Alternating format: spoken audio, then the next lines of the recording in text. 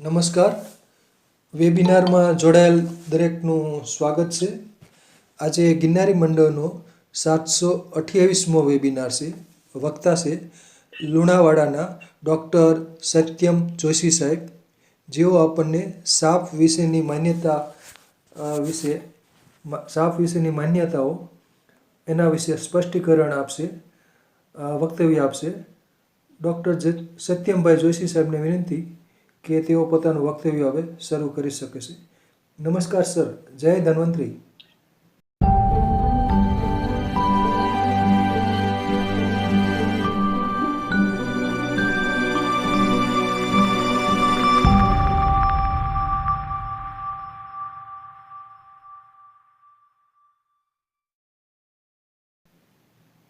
નમસ્કાર. સર્વે મિત્રો અહીંયા જે જોડાયા છે અને એમને બહુ જ અગત્યની એક માહિતી, જે આ પહેલાના વેબિનારમાં મેં કહ્યું હતું કે સાપ વિશે ખોટી માન્યતાઓ છે, એ માન્યતાઓ વિશે મારે હવે પછીના વેબિનારમાં માહિતી આપવાની છે. તો ખરેખર જે જોડાયા છે એમને સાપ વિશેની જે માન્યતાઓ છે, ખોટી માન્યતાઓ છે, એ વિશે મારે વાત કરવી છે અને ચર્ચા પણ કરવી છે.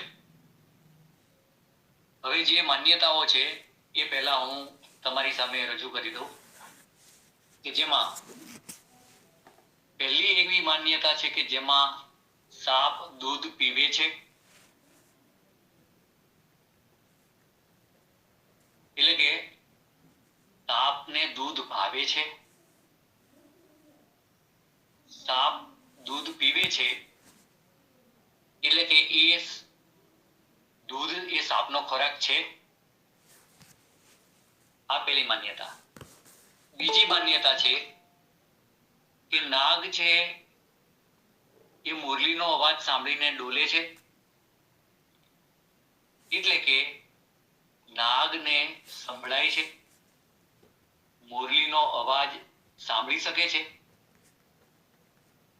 ત્રીજી માન્યતા, અસલી નાગના માથા ઉપર મણી હોય છે. આ માન્યતા છે.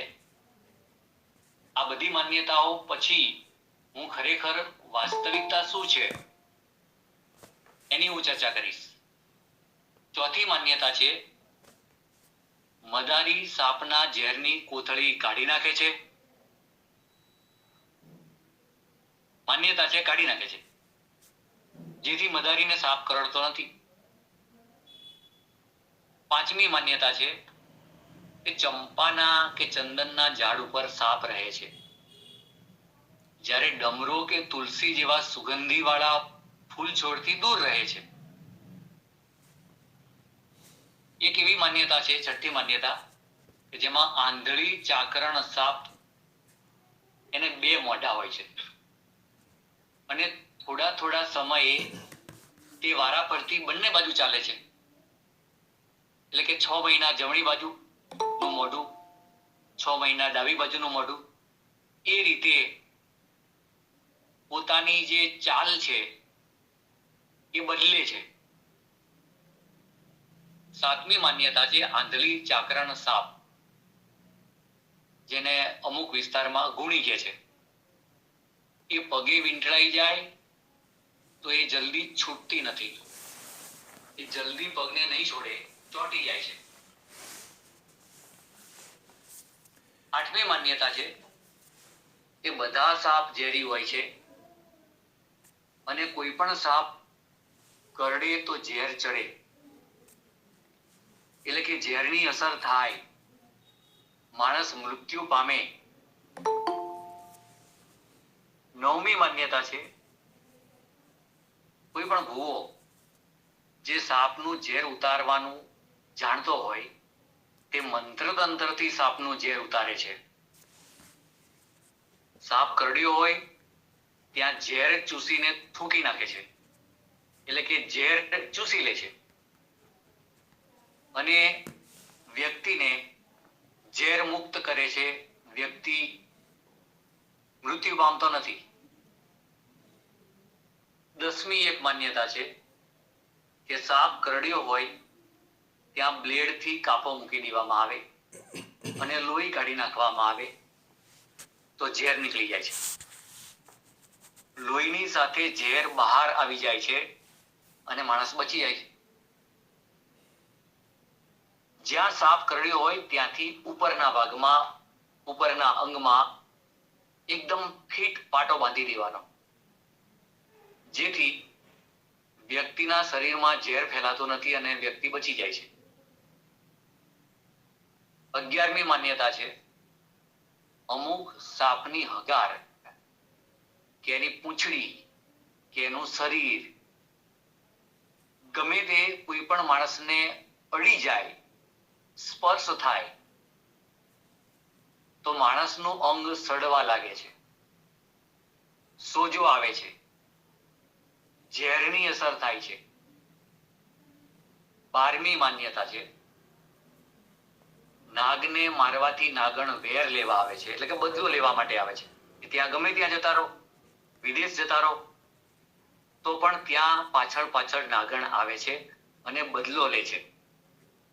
કારણ કે મૃત્યુ પામેલો જે નાગ છે એની આંખમાં ફોટા પડી જાય છે મારનારના, અને એ ફોટા નાગણ જોઈ લે છે અને એ વ્યક્તિને શોધી નાખે છે, શોધે છે અને ત્યાં પહોંચીને એ કરડે છે, એટલે કે વેર લે છે.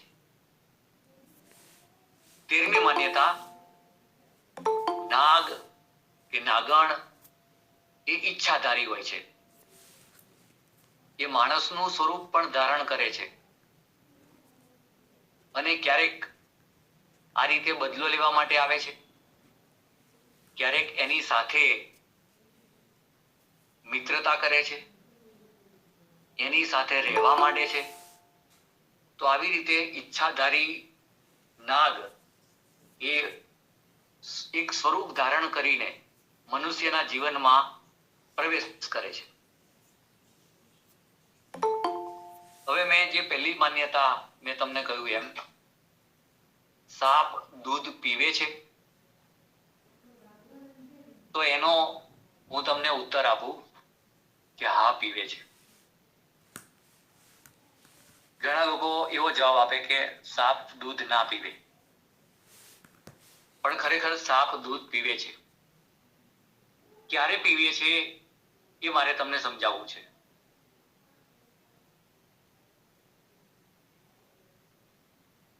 એટલે મદારી જ્યારે સાપને પકડીને પૂરી રાખે છે કરંડિયામાં, એની પાછળનો આશય એ હોય છે કે લોકોની પાસે હું જઉં અને લોકોને એમ કહું કે તમે આપેલું દૂધ સાપ પીવે છે અને તમને આશીર્વાદ મળશે, એટલે સાપને દૂધ પીવડાવો. કારણ કે મદારી છે એનો ધંધો છે સાપને લોકોની વચ્ચે જઈને બતાવવો, દર્શન કરાવવા અને પૈસા કમાવવા, પૈસા પડાવવા. તો એ માટેની એક ચાલાકી કે જેમાં લોકો પાસે દૂધ માંગીને એ દૂધ મૂકીને સાપને દૂધ પીવડાવે છે. દૂધ એટલા માટે પીવડાવે છે કે જેથી વધારે પૈસા લોકો પાસેથી પડાવી શકાય. આ માન્યતા છે. સાચી હકીકત તો એ છે કે સાપ મજબૂરીથી દૂધ પીવે છે. કઈ રીતે? તો મદારી લાંબો સમય સુધી સાપને ભૂખ્યો તરસ્યો રાખે છે. હવે સાપ હોય, નાગ હોય, એને પાણીની જરૂર પડે છે. એ તરસ્યો થાય એટલે પાણી પીવા માટે થઈને એ પ્રવાહી એની સામે હોય એ પી લે છે. મદારી દૂધની કટોરી સાપની સામે, નાગની સામે મૂકે ત્યારે એ પાણીની પૂર્તિ, શરીરમાં પાણીની જરૂર છે એટલા માટે એ મજબૂરીથી દૂધને પીવે છે. તો ખરેખર સાપ દૂધ પીવે છે એ સાચી વાત છે. બિલકુલ સાચી વાત છે, પણ એ મજબૂરીથી. હવે સાપ દૂધ પીવે તો શું થાય એ સમજવા જેવું છે. દૂધ એ સાપનો ખોરાક નથી. એ દૂધ પીવે છે ત્યારે એ દૂધ પચતું નથી. એ દૂધ છે એના ગાંગડા અથવા દૂધ છે એ પચ્યા વગર એ ગઠ્ઠા થઈને એના શરીરમાં પડી રહે છે, નીકળતા નથી.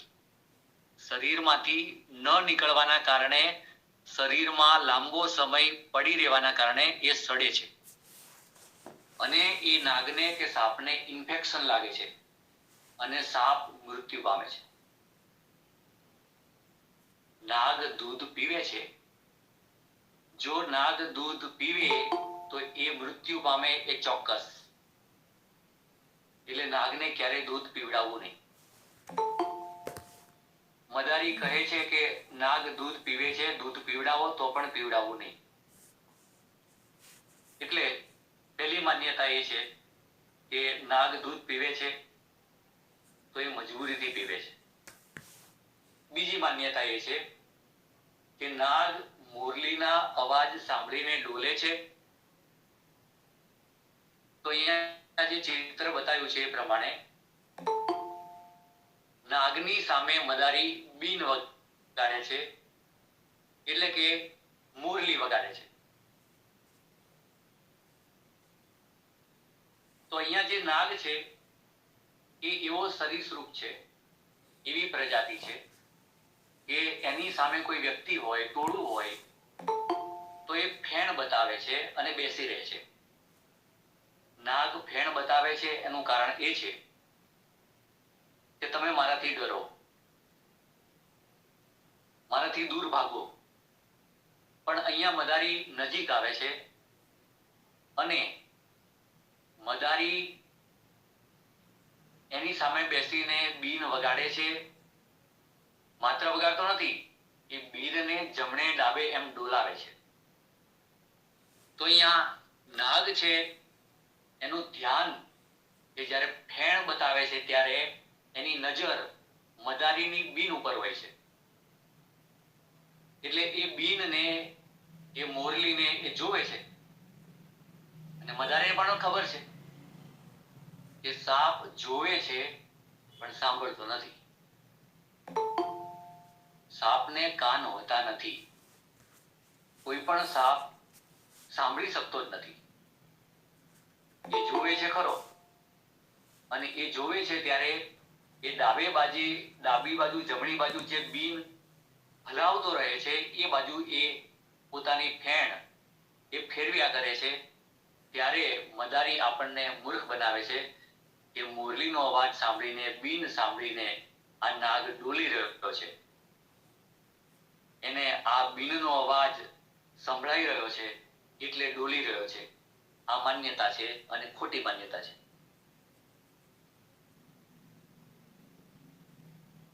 છે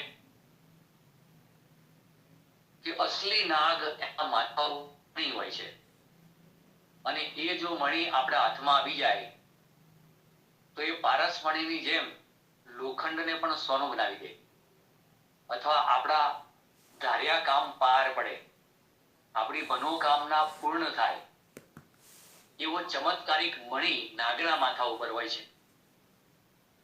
અને આ જે મણી એ નાગ એટલા માટે રાખે છે કે એમાંથી પ્રકાશ નીકળતો હોય છે. રાત્રે નાગ મણી માથા ઉપરથી ઉતારે છે અને એના પ્રકાશમાં જે જીવ જંતુ આવે છે, જીવડા આવે છે, એને નાગ ભોજન કરે છે, ખાય છે. આવી એક માન્યતા છે. તો આ માન્યતા ખોટી છે, બિલકુલ ખોટી માન્યતા છે. ક્યારેય કોઈ નાગના માથા ઉપર મણી હોતો જ નથી. કલ્પના ચિત્રની અંદર મણી દોરેલો હોય છે. ફોટો એડિટ કરીને નાગના માથા ઉપર મણી મૂકી શકાય છે, જેમ અહીંયા બતાવાય છે કે એક નાગ છે, નાગના માથા ઉપર મણી છે. પણ આ એક કાલ્પનિક વાત છે, કે બનાવેલું ચિત્ર છે, બનાવેલો ફોટો છે. માન્યતા જેવી વાત છે જ નહીં, કારણ કે કોઈ પણ સરીસૃપ પણ જે નાગમણી કે ચમત્કારિક મણી કે પારસમણી એ ધરાવતો નથી. આ વાત, આ માન્યતા બિલકુલ ખોટી છે. એ પછી મદારી પાસે નાગ હોય છે, મદારી પાસે સાપ હોય છે, તો મદારીને કેમ સાપ કે નાગ કરડતો નથી? તો એ માટે દ્વારા કેટલીક ખોટી વાતો ફેલાવેલી હોય છે સમાજમાં. મદારી એમ કે છે કે અમે એની ઝેરની કોથળી નાખી છે, માથાના ઉપરના ભાગમાં ઝેરની કોથળી હોય છે એ અમે કાઢી નાખી છે. તો ખરેખર તો મદારી ખોટું બોલે છે, મદારીની વાત સાચી નથી. નાગના, ઝેરી સાપના માથા ઉપર ઝેરની કોથળી જરૂર હોય છે, પણ એ ઝેરની કોથળી કાઢી નાખવા માટે જો સર્જરી કરવામાં આવે, ચીરો મૂકવામાં આવે, એની કોથળી કાઢી નાખવામાં આવે, તો કોઈ પણ સાપ કે નાગ મૃત્યુ પામે છે, મરી જાય છે, એ જીવતો રહેતો નથી. તો સાચી વાત તો એ છે કે ઝેરની કોથળી કાઢી નાખવાની વાત એ મદારી જુઠ્ઠું બોલી રહ્યો છે, ખોટી વાત છે.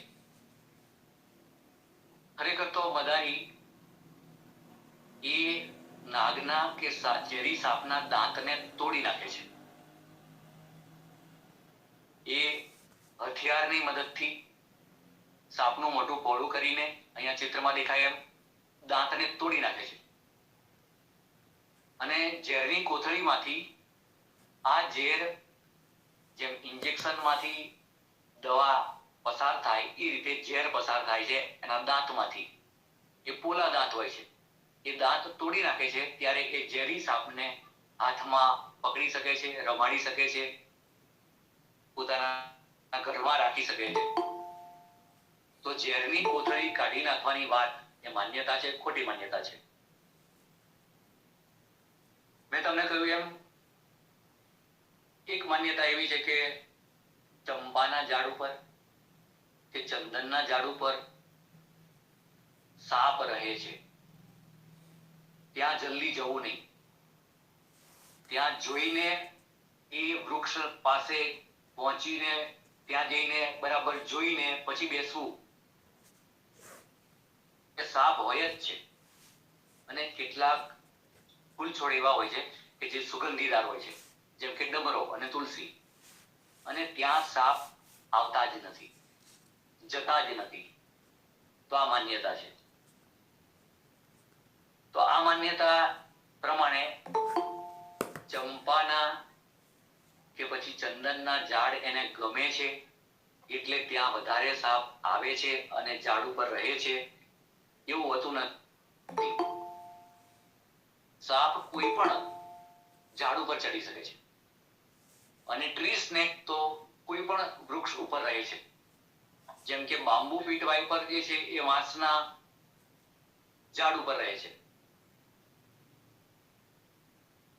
કોઈ પણ સાપ કોઈ ઝાડ ઉપર હોય. એટલે ચોક્કસ પ્રકારના ચંદનના ઝાડ કે ચંપાના ઝાડ ઉપર હોય એવું જરૂરી નથી. અને સુગંધીદાર ડમરો કે તુલસી પાસે સાપ ન આવે એ પણ વાત ખોટી છે, કારણ કે ઘણા બધા સાપ તુલસીના ઝાડ નીચે,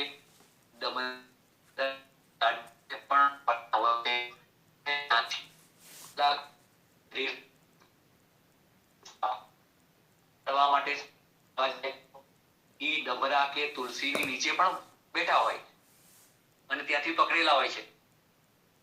તો આ રીતે અનુભવી માણસો એમ કે છે કે આ વાત ખોટી છે. એ પછીની એક માન્યતા છે જે અહીંયા તમને જે સાપ દેખાય છે એકદમ નિર્દોષ, જેને બે મોઢા હોય એવું અહીંયા ચિત્ર દેખાય છે, એને આંધળી ચાકરાણ કહે છે. અંગ્રેજીમાં રેડ સેન્ડ બોઆ, બોઆ પ્રજાતિનો આ સાપ છે. અને નું મોઢું અને પૂંછડી તમને સરસ છે. બહુ જ નાની નાની આંખો હોવાના કારણે એ મોઢું કઈ બાજુ છે એ ખ્યાલ નથી આવતો, એટલે એવું લાગે છે કે ના. અને મને લાગે છે કે આ બંને મોઢા તરફ એ વાતાવરણથી આવે છે, એટલે કે 6 મહિના જમણી તરફ, જમણી બાજુના મોઢા અને 6 મહિના ડાબી બાજુના મોઢા તરફ જાય છે. તો આવું નથી. આ માન્યતા એ રીતે દૂર કરી શકાય કે એનો એક્સરે તમે જુઓ તો એના કરોડરજ્જુ, એના કરોડના મણકાની જે રચના છે એ પ્રમાણે એ એક જ દિશામાં ચાલે. જે જીવજંતુ અને પ્રાણી શાસ્ત્રના જે નિષ્ણાત માણસો છે એ આ વાત સમજાવે છે કે કરોડરજ્જુની જે રચના છે સાપની, એ પ્રમાણે સાપ ચાલે. એ ઊંધો તો ચાલે જ નહીં, ઊંધો ચાલી શકે નહીં. જો ઊંધો ચાલવી શકે અથવા ઊંધો એને જો ચાલવું હોય તો એની આખી કરોડરજ્જુ, એના મણકા આખા ચેન્જ થવા જોઈએ, બદલાવા જોઈએ. એ તો શક્ય નથી. તો આ રીતે આ સાપ બંને બાજુ ચાલે છે એ ખોટી વાત છે. એના 2 મોઢા હોય છે એ પણ ખોટી વાત છે. તો એના પાછળથી પૂંછડી કેમ નથી, જાણવા જેવી વાત છે. દરેક સાપને પાતળી પૂંછડી હોય છે અને આ સાપને પૂંછડી નથી. એનું કારણ મનુષ્ય. કારણ કે આ સાપ બચકું કરતો નથી, ધીમે ધીમે ચાલે છે, આસાનીથી પકડી શકાય છે, વેચી શકાય છે, ગળામાં પહેરી શકાય છે. એટલે આ રીતે લોકોને બતાવવા માટે, લોકો ઉપર પ્રભાવ પાડવા માટે એની તસ્કરી થાય છે, એની દાણચોરી થાય છે. અને આ સાપની દવા બને છે એમ સમજીને એને પકડી જાય છે, એને મારી નાખવામાં આવે છે. અને મારવામાં આવે ત્યારે એને મોઢા ઉપર ઘા કરવામાં આવે છે. આવું ઘણા વર્ષોથી ચાલતું આવ્યું હોવાના કારણે આ સાપ બચવા માટે થઈને એની પૂંછડીને મોઢા જેવી બનાવી દીધી. એટલે કે ઉત્ક્રાંતિના એક નિયમ પ્રમાણે એને પૂંછડીને લુપ્ત કરી, દૂર કરી અને પૂંછડીને મોઢા જેવી બનાવી. એ મનુષ્યના પાપે, મનુષ્યના કૃત્યના, આવા પ્રકારના કૃત્યથી બચવા માટે આવું કર્યું. પહેલા પૂંછડી હતી, આ જ સાપને પાતળી પૂંછડી હતી, પણ એ પૂંછડી એને લુપ્ત કરી, દૂર કરી. તો આ રીતે આ જે સાપ છે એ પગે વીંટળાઈ જાય તો ચોંટી જાય છે, ઉખડતો નથી, નીકળતો નથી. એ પણ મદારીએ ફેલાવેલી એક માન્યતા છે. ખરેખર આવું બિલકુલ નથી. આ સાપ પગે વીંટળાઈ જાય છે એ પણ ખોટી વાત. વીંટળાઈ તો છૂટતો નથી, ચોંટી જાય છે એ પણ ખોટી વાત. માની લો કે તમે એ સાપને પકડીને પગે વીંટાળો, ગળે વીંટાળો તો પણ એ છૂટી શકે છે, ચોંટી જતો નથી. તો એ ખોટી માન્યતા છે. આ માન્યતા મદારીએ ફેલાવેલી એક માન્યતા છે કે જેમાં જો આ સાપને પગથી દૂર કરવો હોય, ચોંટી ગયેલો હોય તો દૂર કરવો હોય, તો પછી અમુક ગામના ગધેડા ભૂકે ત્યારે એક સાપ પગથી તૂટે, એવી ઘણી બધી ખોટી માન્યતાઓ છે. ત્યાર પછી એક માન્યતા એવી છે કે જેમાં કોઈ પણ સાપ હોય એ ઝેરી હોય. બધા લોકો ગામડામાં તો ઝેરી સાપ છે એમ માનીને મારી જ નાખે છે. એટલે સાપ ઝેરી હોય અને કરડે તો મરી જવાય, એનું ઝેર ચડે. આ માન્યતા ખોટી છે. એટલા માટે કે ઝેરી સાપ તો કરડે છે, એનું ઝેર તો ચડે છે, પણ બિનઝેરી સાપ એ પણ કરડે છે. ભલે ઝેરી નથી તો પણ કરડે છે, કારણ કે એને બચવું છે. સાપનો સ્વભાવ છે એ કરડવાનો છે એટલે કરડે છે. જો એને છંછેડો, એને હેરાન કરો, એનું અસ્તિત્વ જોખમાય તો એ ચોક્કસ કરડે છે. એટલે આ રીતે કોઈ પણ સાપ કરડે એટલે ઝેર ચડે એ ખોટી માન્યતા છે. મેં ગયા વેબિનારમાં કહ્યું એમ થોડા સાપ ઝેરી છે અને ઘણા બધા મોટા ભાગના સાપ બિનઝેરી છે. એટલે સાપ કરડ્યો હોય એટલે ઝેર ચડે અને મરી જવાય એ માન્યતા સાચી નથી. એ પછી ઘણા બધા ગુજરાતના કે ભારતના ગામડામાં સાપનું ઝેર ઉતારવા માટે ભુવાઓ કામ કરે છે. એ લોકો એમ લોકોને જણાવે છે કે અમે મંત્ર તંત્ર જાણીએ છીએ અને મંત્ર તંત્રથી સાપનું ઝેર ઉતરે. એટલે એ ઝાડફૂંક કરે છે, મંત્ર બોલે છે. જ્યાં સાપ કરડ્યો હોય ત્યાં એ હાથ ફેરવે છે અને પછી જરૂર લાગે તો આવા લોકો એ સાપનું ઝેર ઉતારવા માટે જ્યાં સાપ કરડ્યો હોય ત્યાં એ મોઢેથી ચૂસીને ફૂંકી નાખે છે. એટલે કે એવું બતાવે છે કે હું લોહીની સાથે સાપનું ઝેર હું ચૂસી રહ્યો છું મારા મોઢાથી અને થૂકી રહ્યો છું, એટલે તમારા શરીરમાં હવે ઝેર રહેશે નહીં, તમે બચી જશો. પણ આ માન્યતા છે. કોઈ પણ ભૂવો સાપનું ઝેર ઉતારવાનો મંત્ર જાણતો નથી. એ ઢોંગ કરે છે, એ નાટક કરે છે, એ લોકોને છેતરે છે, એ પૈસા કમાય છે. ઘણા કિસ્સા એવા હોય છે કે જેમાં બિનઝેરી સાપ કરડ્યો હોય અને ભૂવા પાસે ગયા હોય, ભૂવો મંત્ર બોલ્યો હોય અને માણસ બચી ગયો હોય તો એનો યશ આ મદારી અથવા પછી એ ભૂવો એ રીતે લઈ લે છે કે હું મંત્ર બોલ્યો એટલે સાપનું ઝેર ઉતરી ગયું અને તમને કંઈ થયું નહીં. ખરેખર તો બિનઝેરી સાપ કરડ્યો છે એટલે ખરેખર કંઈ ના થયું. પણ આ રીતે ભૂવા આપણી પાસેથી પૈસા પડાવવા માટે થઈને આવી વાત કરે છે કે હું સાપનું ઝેર ઉતારું એવો મંત્ર જાણું છું અને પછી એ ઝાડફૂંક કરે છે, નાટક કરે છે અને ક્યારેક તો એ ઝેર ચૂસવાનું પણ નાટક કરે છે અને થૂંકે છે. અને આ રીતે ખરેખર ચૂસવાથી ઝેર નીકળી જતું નથી. ઝેર શરીરમાં લોહીમાં ભળી ગયું હોય તો એમ ચૂસીને શરીરમાંથી લોહી અને ઝેર એ મોઢામાં આવી જાય અને થૂકી નાખવામાં આવે એટલે દર્દી બિલકુલ ભયમુક્ત થઈ ગયો એવું માનવું નહીં. આમાં જાનનું જોખમ છે. એટલે આવો કોઈ ભૂવા પાસે બળવા પાસે આવો પ્રયોગ કરવા જવું નહીં અથવા આવું કંઈ પણ કરતા હોય તો અટકાવવા. કારણ કે માણસનો એક કિંમતી છે. એટલે સરકારી દવાખાને પહોંચી જવું, ઈલાજ કરવો, સારવાર કરવી એ બહુ જ અગત્યની વાત છે.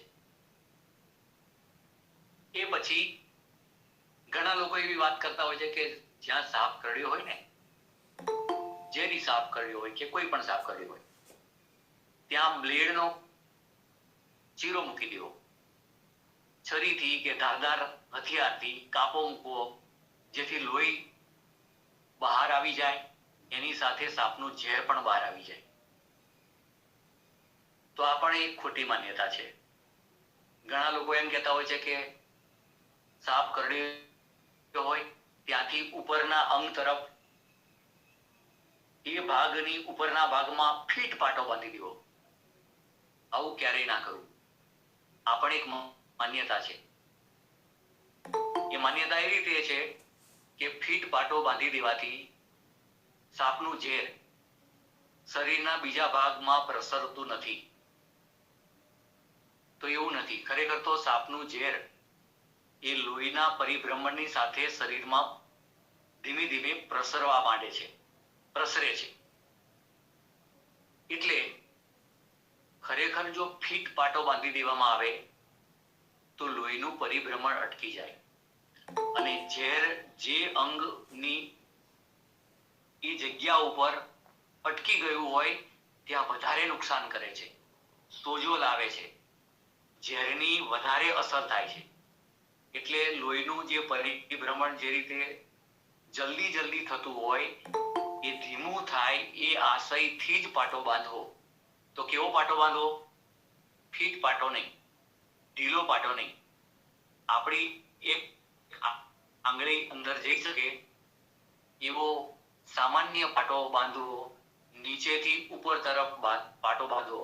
અને પાટો બાંધવો એટલા માટે બાંધવો કે ઝેરને મારે રોકી રાખવું છે, અટકાવી રાખવું છે એટલા માટે નહીં, લોહીનું પરિભ્રમણ ધીમું પડે એટલા માટે, કે જેથી હોસ્પિટલ કે દવાખાને પહોંચતા આપણને 1 કલાકનો સમય મળી શકે. અને 1 કલાકની અંદર જો સારવાર શરૂ થાય તો માણસ ચોક્કસ બચી શકે. એટલા માટે જાણકારો એમ કહે છે કે બહુ ફીટ પાટો બાંધવો નહીં, બહુ ઢીલો પાટો બાંધવો નહીં, પાટો બાંધવો. અને હલનચલન ન થાય, હાથનું હલનચલન ન થાય અથવા પગનું હલનચલન ન થાય એટલા માટે લાકડી અથવા પૂંઠું એ રીતે પાટાની વચ્ચે બાંધવું, જેથી લોહીનું પરિભ્રમણ ધીમું પડે. એ પછીની જે માન્યતા છે જેમાં કોઈ પણ સાપ, એની હગાર, સાપનું શરીર અથવા પૂંછડી એ માણસના શરીરને જો અડી ગયું હોય, સ્પર્શ થઈ ગયો હોય તો એની ઝેરની અસર થાય છે. કેટલાક ગામડામાં તો એવું કહે છે કે ફલાણો સાપ જે છે એને ફૂંક મારી, કરડ્યો નથી, ફૂંક મારી, એની હગાર અડી ગઈ, એની પૂંછડી અડી ગઈ, એનું શરીર જે છે એનો સ્પર્શ થયો એટલે સોજો આવ્યો. પણ ખરેખર તો સાપનું ઝેર એની કોથળીમાં હોય છે અને એ એના દાંત દ્વારા, પોલા દાંત દ્વારા એ કરડ્યા પછી જ મનુષ્યના શરીરમાં દાખલ થાય છે.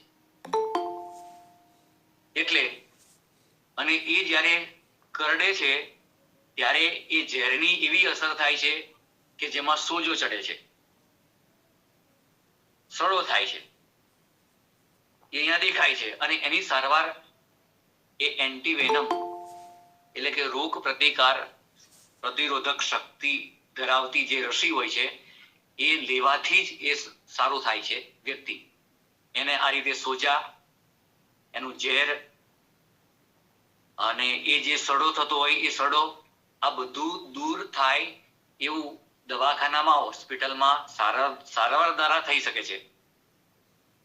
તો તાત્કાલિક નજીકના દવાખાને પહોંચવું.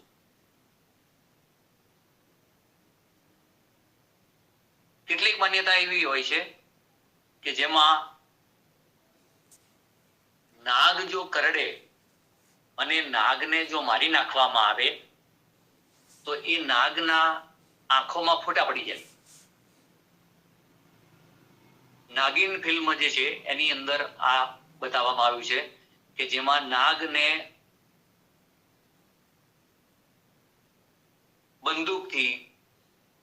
બંદૂકની ગોળીથી મારી નાખવામાં આવે છે અને નાગણ આવે છે, એની આંખોમાં હત્યારાઓના ફોટા દેખાય છે, ચહેરા દેખાય છે અને યાદ રાખીને એ નાગણ વેર લે છે.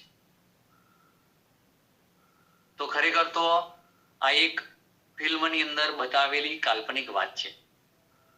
બિલકુલ આમાં તથ્ય નથી, સાચી વાત નથી.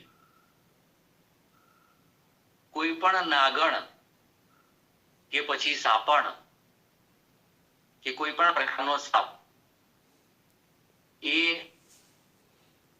માણસને ઓળખી જાય છે, એનો ચહેરો યાદ રાખે છે એવું બનતું જ નથી. એનું કારણ છે કોઈ પણ સાપ, નાગ એને મેમરી નથી, એને યાદ રહેતું નથી. અડધો કલાક પહેલા જે માણસે લાકડી બાંધી વ્યક્તિ જોડ્યા પછી ફરી જ્યારે એ વ્યક્તિને અડધો કલાક પછી નાગ જોડે તો એને એવું યાદ નથી આવતું કે આ મને લાકડી મારનાર આ જ માણસ છે, આ જ ચહેરો છે, એવું યાદ રહેતું જ નથી, યાદ આવતું જ નથી. એટલે બદલો લેવાની વાત છે આંખની અંદર ફોટા પડી જાય, એ ફોટા જોવાની જે વાત છે એ બિલકુલ ફિલ્મી વાર્તા છે, કાલ્પનિક વાર્તા છે, એમાં માનવું નહીં. એ પછી નાગિન ફિલ્મ અને નગીના ફિલ્મ, આ બંને ફિલ્મની અંદર જે નાગણ અથવા નાગ મનુષ્યનું સ્વરૂપ ધારણ કરે છે, એટલે કે એવા પ્રકારનો નાગ અથવા નાગણ બતાયા છે કે જે ઈચ્છાધારી છે. અને મદારી કે પછી જે કેટલાક લોકો સમાજમાં એવી ખોટી વાત ફેલાવે છે કે નાગ ઈચ્છાધારી હોય છે અને માણસનું સ્વરૂપ ધારણ કરે છે, માણસની પાસે આવે છે, મિત્રતા કરે છે અને એ બદલો લેવા માટે એ માણસની સાથે રહેવા માંડે છે. એ સ્ત્રીનું સ્વરૂપ ધારણ કરે, પુરુષનું સ્વરૂપ ધારણ કરે, કારણ કે એ ઈચ્છાધારી છે, પોતાની ઈચ્છા પ્રમાણે એ સ્વરૂપ ધારણ કરે અને રહેવા માંડે છે. તો આ માન્યતા છે એ ખોટી માન્યતા છે. એક માન્યતા એવી છે કે ઘણા સાપ પીળા કલરના હોય તો એ ઝેરી હોય, કારણ કે ઝેર પીળું હોય. કેટલાક સાપ લીલા કલરના હોય, કારણ કે એ ઝેરના કારણે એ લીલા હોય છે, એ ઝેરી હોય છે, કારણ કે ઝેર પણ લીલું હોય છે, ગ્રીન કલરનું.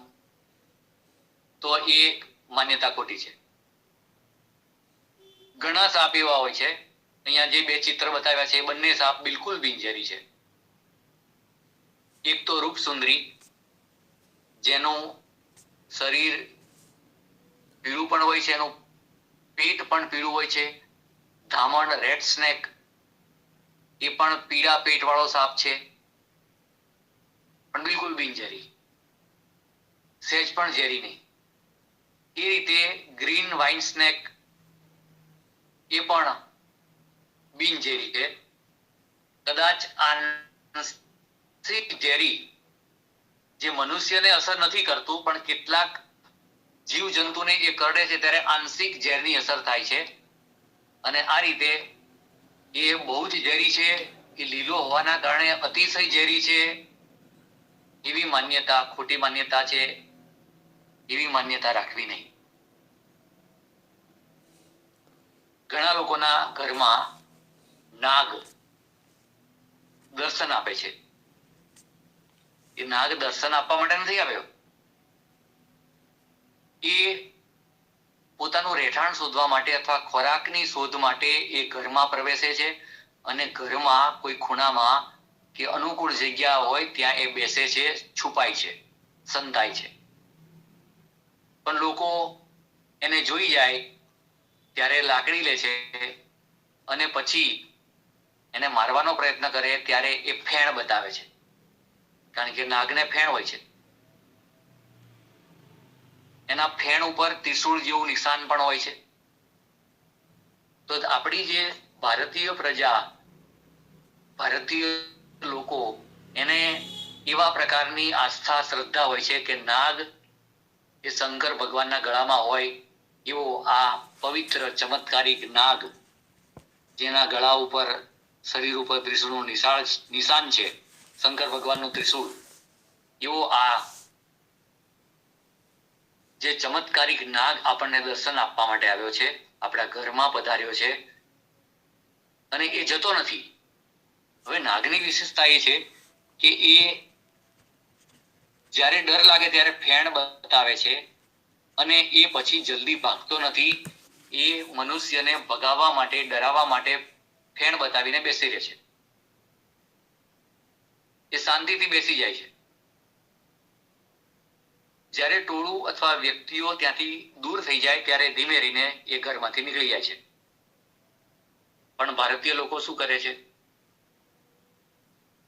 નાગ ફેણ કરીને બેઠો હોય ત્યારે ત્યાં દર્શન કરે, દીવો કરે, પૂજા કરે, એટલે કે ફૂલો એના ઉપર ફેંકે. ઘણા તો કંકુ ફેંકે છે, અને કંકુ એટલે કેમિકલ. આ કંકુ નાગ ઉપર ફેંકવાથી એને કેમિકલની અસર થાય છે, એની આંખ ઉપર અસર થાય છે, એની ચામડી ઉપર અસર થાય છે. એ લોકોને ખબર નથી, પણ પૂજા કરવી છે એટલે આવું બધું ત્યાં નાગની ઉપર ફેંકવાનું, દીવો કરવાનો, અને આવી બધી પ્રવૃત્તિઓ નાગ જોયા કરે એટલે એ જલ્દી ત્યાંથી ખસતો નથી, એ ત્યાં બેસી રહે છે. તો આ રીતે આવી બધી માન્યતાઓ ખરેખર તો એક ખોટી માન્યતાઓ છે કે જેમાં સાપ અથવા નાગ દર્શન આપવા માટે આવ્યો છે અને ફેણ ચડાવીને બેઠો છે, એના દર્શન કરી લો, આશીર્વાદ લઈ લો. તો આ એક પ્રાણી છે, સરીસૃપ છે. તો અહીંયા મેં તમને સાપની જે માન્યતાઓ, ખોટી માન્યતાઓ એ વિશે ફોટા સાથે અને જે ચર્ચા, વૈજ્ઞાનિક ચર્ચાથી મેં તમને સમજાવવાનો પ્રયત્ન કર્યો. હવે કોઈને કંઈ પ્રશ્ન હોય તો આપણે પ્રશ્નોત્તરી કરીને એની ચર્ચા કરીને થોડી વધારે માહિતી મેળવીએ. ખૂબ ખૂબ આભાર ડૉક્ટર સત્યમ જોશી સાહેબ. ધ્રુજ સાહેબને વિનંતી કે 2 શબ્દો કહી દે. ડૉક્ટર ધ્રુજ સાહેબ, ડૉક્ટર ઇસ્માઇલ ધ્રુજ સાહેબ. ખૂબ ખૂબ સરસ મજાની ટોક આપી જોશી સાહેબ. આમ તો હું જુનાગઢમાં હતો ત્યારની હું તમને થોડા સંસ્મરણ આ બાબતમાં કહી દઉં કે 1984 ની અંદર ત્યાં પ્રદ્યુમન રાવલ સાહેબ હતા, જે સક્કરબાગ ઝૂના સુપરિન્ટેન્ડન્ટ હતા. મેં એ વ્યક્તિ જેવી હજી સુધી આપણને ગુજરાતમાં કોઈ વ્યક્તિ મળી નથી. અને એ જમાનામાં એ માણસે ગામે ગામ બધા સર્પના બધા નમૂના લઈ જઈ અને બધા ઝેરી બિનઝેરી સર્પ બતાવવા, લોકોને એની અંદર એનો ડર દૂર કરવા માટે એ બધા પ્રયત્નો અમે 84 ની અંદર એ વસ્તુઓ કરતા. બીજું જોશ સાહેબને ખાસ મારી બાબત એ હતી કે જે માણસો હું અત્યાર સુધી સર્પના જે મારા સંપર્કમાં આવ્યા છે એના હું થોડા નામ લઉં તો રાવલ સાહેબ, પછી નીતિનભાઈ વ્યાસ સાહેબ, રાજુભાઈ વ્યાસ, હિતેન દવે, આ બધા બ્રાહ્મણ જ કેમ બધા સાપનું કામ કરે છે. વર્ષોથી હું આ બધાને જો એમાં નીતિનભાઈ પાસે અમે પણ આ થોડું ઘણું અમે શીખેલા હતા, પણ ખૂબ જ સારા. અને આ જે કહેવાય ને મેં તમને બધાના નામ દીધો, એ લોકોએ ખૂબ પ્રયત્ન કરેલા હતા. WWF દ્વારા પણ, આ જે વર્લ્ડ વાઇલ્ડ લાઈફ ફંડ દ્વારા પણ આના હિંગોળગઢમાં કેમ્પ કરી, અને તે વખતમાં હું તમને આ વસ્તુ ખાસ બાબત કહી દઉં, ત્યારે એટલું બધું કડક નહોતું. અને એ વખતે એ લોકો સર્પનું ઝેર કેવી રીતે કાઢવું એ બતાવતા પણ, અને એનો ટેસ્ટ પણ કરાવતા હતા. આ 84માં મેં ત્યાં હિંગોળગઢમાં આ વસ્તુને જોયેલી છે, એટલે હું તમને વાત કરું.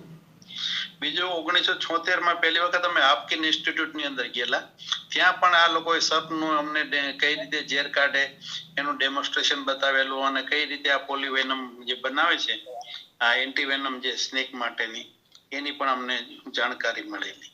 બીજું સર્પની માન્યતા માટે આ દેશમાં જો કોઈ આમ કે સારામાં સારું કામ કર્યું હોય અને એને સેવ કરવા માટે અથવા એના માટે સારામાં સારું કરવું હોય તો હું ફરીથી યાદ કરું રામુસુ વિટેકરને, જે મદ્રાસની અંદર સ્નેક પાર્ક જે છે ઇન્સ્ટિટ્યૂટ સ્થાપેલો અને ખાસ કરીને કિંગ કોબ્રા ઉપર કામ કરેલું. એ પણ એની અંદર ખાસ એનો તમને ઉલ્લેખ કરું, અને એનું પણ મોટું કામ હતું. એવી જ રીતે એ અમે 1984માં ત્યાં મેં ગયેલો અને એને એ વસ્તુને જોયેલી હતી. બીજી ખાસ બાબત એ કહી દઉં કે જે સર્પોની અંદર આપણા જે ઝેરી સર્પ છે, એક તો ઘાસિયા જમીનમાં તમે ગમે ત્યાં જશો તો એમાં ક્રેટનો અને એની અંદર છે રસેલ વાઇપરનું વધુ અમને જોવા મળેલી. એવી રીતે ક્રેટ મેં મારી જિંદગીમાં વધુ જુનાગઢમાં જોયેલા. ત્યાં તમને નાઇટ નોક્ટર્નલ હોવાથી તમને રાતના તો તમને કોઈ પણ આ કેસ બને એટલે અમે ક્રેટની પહેલા શક્યતા રાખતા. એવી જ રીતે ત્યાં એ જમાનામાં ચેકર કિલબેક એટલા ડેંડા પાણીના અમારા ત્યાં એક તળાવ હતું, એની અંદર થતા કે જે સક્કરબાગ આપણે અમદાવાદની અંદર જે ઝૂ હતું એની અંદર એ વખતે તમારે કિંગ કોબ્રા લાવવામાં આવેલો, અને કિંગ કોબ્રાના ખોરાક માટે સક્કરબાગ ઝૂ માંથી ગાડી એક અમારે મોતીબાગમાં આવતી, અને એમાં એમ કહેવાય ને કે થોડી વારમાં એ પગથિયા પરથી 100-150 સર્પ પકડી અને આ જે ચેકર કિલબેક ને એના માટે ખોરાક તરીકે મોકલતા. એટલે એક એ વસ્તુની હતી. બીજું ફેણ કે ચડાવી કે જે વસ્તુ હતી એને અમે ડેમોન્સ્ટ્રેશન પણ કરતા એમાં ખાસ કરીને ફેણ ચડાવેલો હોય એની પાછળ અમે ચપટીઓ વગાડતા, એટલે એ ફેણની તરફ એના તરફ ના આવે એટલે એ સાંભળતો નથી એ અમે એને બતાવતા.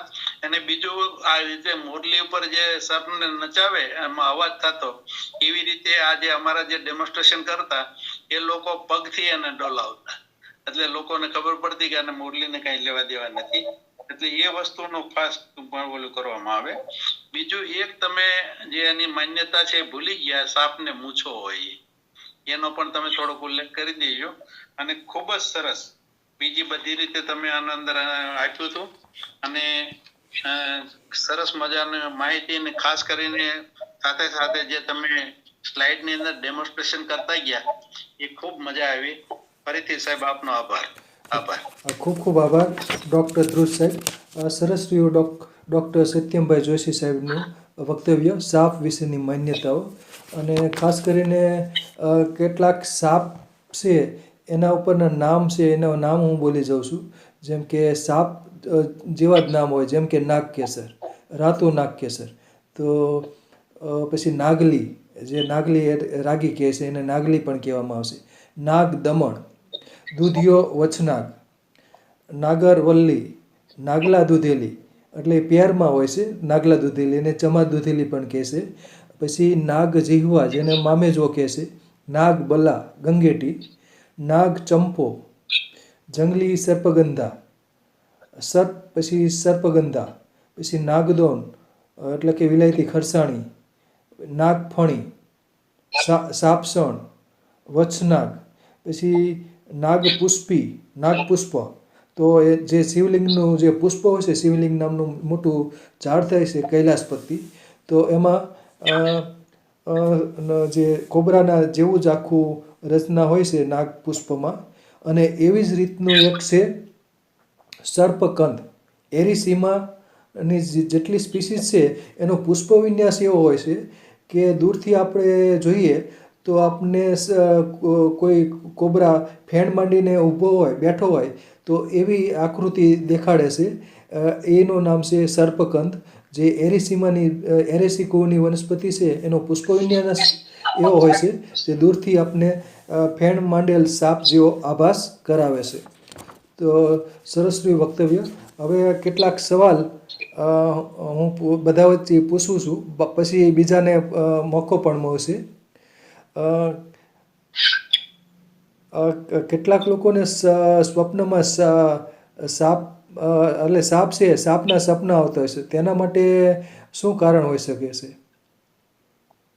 જોશી સાહેબ?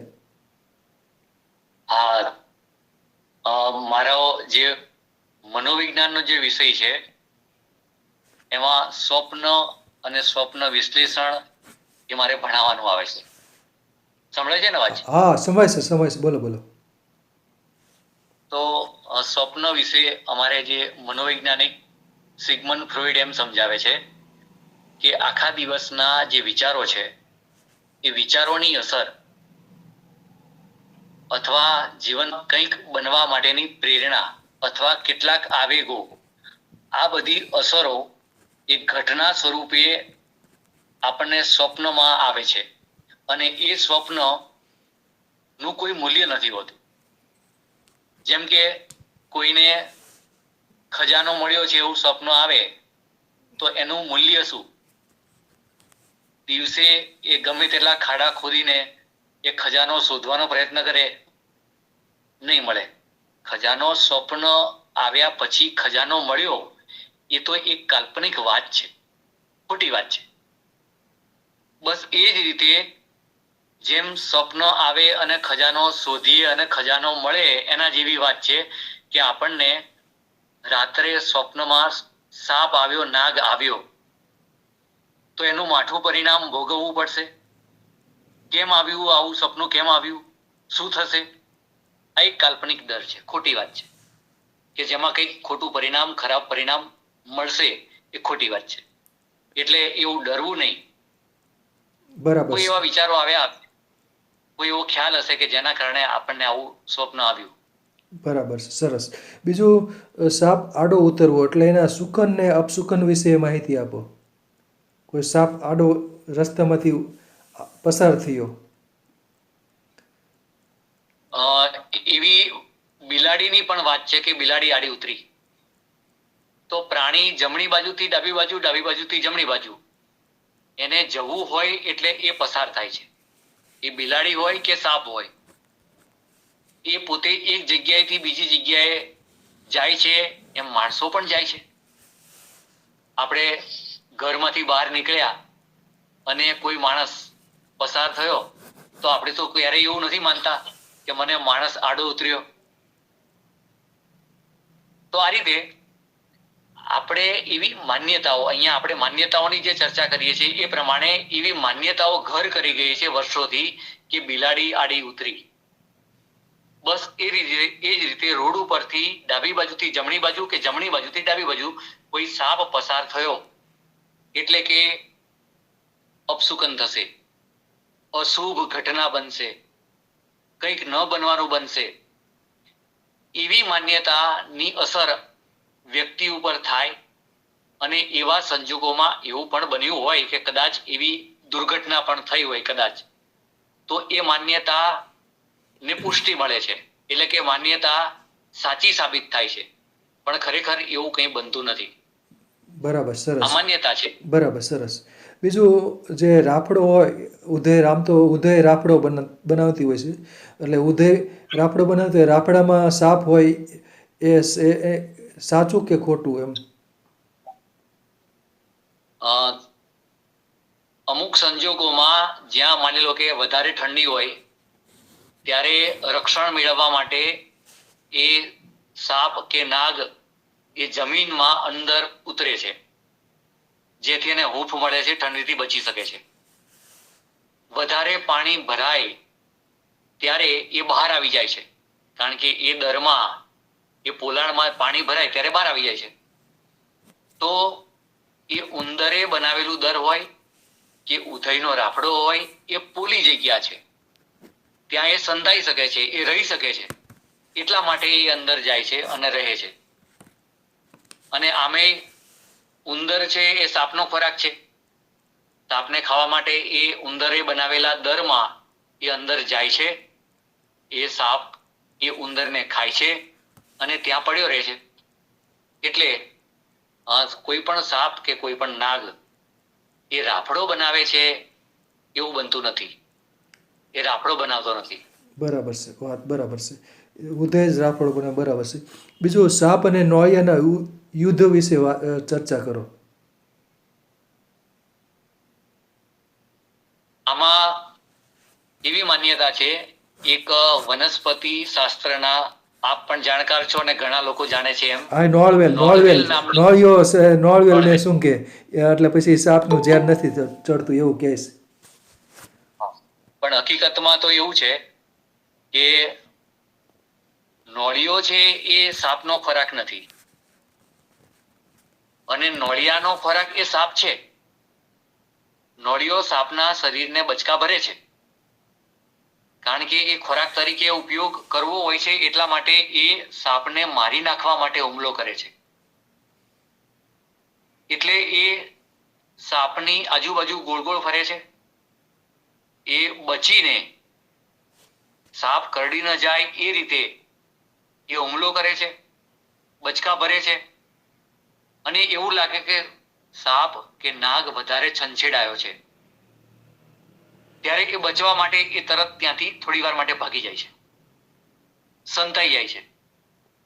તો આવી જે ઘટનાઓ લોકોએ જોયેલી હોય અને એવી માન્યતા એમના મનમાં ઘર કરી ગઈ હોય કે નોળિયો છે એ સાપનું ઝેર,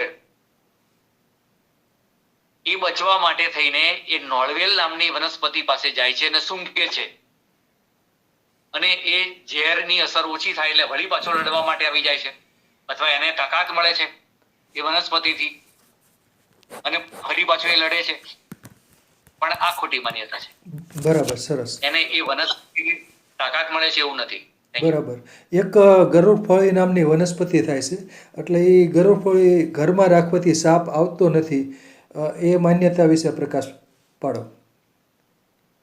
મેં શરૂઆતમાં કહ્યું એમ ડમરો તુલસી અથવા એવા સુગંધીદાર જે ફૂલ છોડ હોય છે એની પાસે સાપ આવતો નથી, પણ આ માન્યતા છે.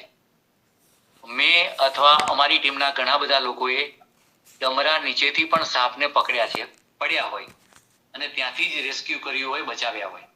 તુલસી નીચે પણ આવીને એ બેઠા હોય અથવા સંતાઈ ગયા હોય તો ત્યાંથી પણ અમે લીધા છે. તો અમુક પ્રકારની વનસ્પતિની ગંધથી એ સાપ આવતા નથી એ ખોટી વાત છે. પણ કેમિકલ એટલે કે ફિનાઇલ હોય કે અમુક પ્રકારના જે સુગંધીદાર તેલ હોય, જેમ કે નવરત્ન લાલ તેલ આવે છે, નવરત્ન તેલ, તો મિન્ટ અથવા એવા પ્રકારની જે તીવ્ર ગંધ ધરાવતા કેમિકલ, એનાથી એ સાપ દૂર ભાગે છે. એ વાત સાચી છે, પણ કોઈ વનસ્પતિની સુગંધથી દૂર રહે છે એ ખોટી વાત છે. બરાબર, સરસ. અન્ય કોઈને સવાલ હોય તો પૂછી શકો છો. બોલો, એચવી ગોલ્ડી બોલો. ચંદ્રનંદન સાહેબ, જોશી સાહેબ બહુ સરસ વક્તવ્ય રહ્યું. અને સવાલ તો મારા જે શરૂઆતમાં જ આપે જે માન્યતા હતી એ લઈ લીધી કે દૂધ પીવે છે સાપ, એ સૌથી હતો પ્રશ્ન. અને બીજો જે મદારી એમ કે મોડલી વગાડે છે તો એને સંભળાતું નથી, પણ એને જે દ્રશ્ય સામે દેખાય છે એના ઉપર એ આજુબાજુ ડોલતો હોય છે. એટલે બંને માન્યતાઓ જે મીન્સ કે મારે સવાલ કરવા હતા બીજાની જાણકારી માટે, એ આપણે શરૂઆતમાં જ લઈ લીધા. જી આભાર સાહેબ. સરસ, જોશી સાહેબ. સરસ, સરસ. હાલો, અન્ય કોઈને સવાલ હોય તો મુકેશભાઈ ધાપા બોલો. મુકેશભાઈ ધાપા બોલો. નમસ્કાર જોશી સાહેબ. હવે આજે ઘણા લોકો એવું કહે છે કે સાપ જે ઈંડા મૂકે છે અને એના બચ્ચા જે થાય છે એને એ પોતે જ ખાઈ જાય છે. આના ઉપર થોડો પ્રકાશ પાડશો? કેટલાક સાપ ઈંડા મૂકે છે અને કેટલાક સાપ, ગઈ વખતના વેબિનારમાં મેં કહ્યું એમ, વાઇપર પ્રજાતિના સાપ છે એ બચ્ચા જન્મે છે એટલે જણે છે. તો સાપ છે એ યાદ રાખતો નથી, એની પાસે મેમરી નથી. એમ એક લક્ષણ એવું છે કે એ દયાળુ નથી, એનામાં લાગણી નથી, એનામાં પ્રેમ નથી. એ એવું શરીર સ્વરૂપ છે, એવું પ્રાણી છે કે જે પોતે જ પોતાના બચ્ચાને ખાઈ જાય છે, કારણ કે એમાં વાત્સલ્ય ભાવ નથી કે જેથી પોતાના બચ્ચાને એ સાચવે, ઉછેરીને મોટા કરે, એવું એ નથી કરતો. પરંતુ જે સાપ ઈંડા મૂકે છે એ પોતાના ઈંડાને સાચવે છે. જે સાપ ઈંડા મૂકે છે એ જ ઈંડાને એ પોતે ખાઈ જાય એવું બનતું નથી. એટલે કે એ ઈંડાને મૂકતા પહેલા ઘણા તો માળો બનાવે છે. કિંગ કોબરા જે છે એ માળો બનાવે છે, એમાં ઈંડા મૂકે છે, ઈંડાની રક્ષા કરે છે, ઈંડાથી દૂર જતો નથી, સાચવી રાખે છે. પણ એ ઈંડામાંથી બચ્ચા નીકળે છે ત્યારે એને ખાય છે, કારણ કે એને એવો ખ્યાલ નથી કે આ મારું બચ્ચું છે, એને મારે ન ખાવું જોઈએ એવો ખ્યાલ, એવી લાગણી, એવી કરુણા, એવો પ્રેમ આ સાપમાં નથી હોતો. એ પછી ઘણા જે સાપ છે એ ઈંડા ખાય છે એનું કારણ એ કે એ બીજા સાપના ઈંડાને ખાય છે. એગ ઈટર નામનો જે સાપ છે, અથવા એ કાળોતરો અથવા ક્રેટ, એ ઈંડા ખાવા માટે આવે છે અને બીજા સાપને પણ એ ખાય છે, ઈંડાને પણ ખાય છે. પણ પોતે જ ઈંડા મૂક્યા હોય એ ઈંડાને સાપ ખાઈ જાય એ ખોટી માન્યતા છે, એટલે એ ખોટું છે. બરાબર, સરસ. ઓકે સાહેબ, ખૂબ ખૂબ આભાર. સરસ, સરસ.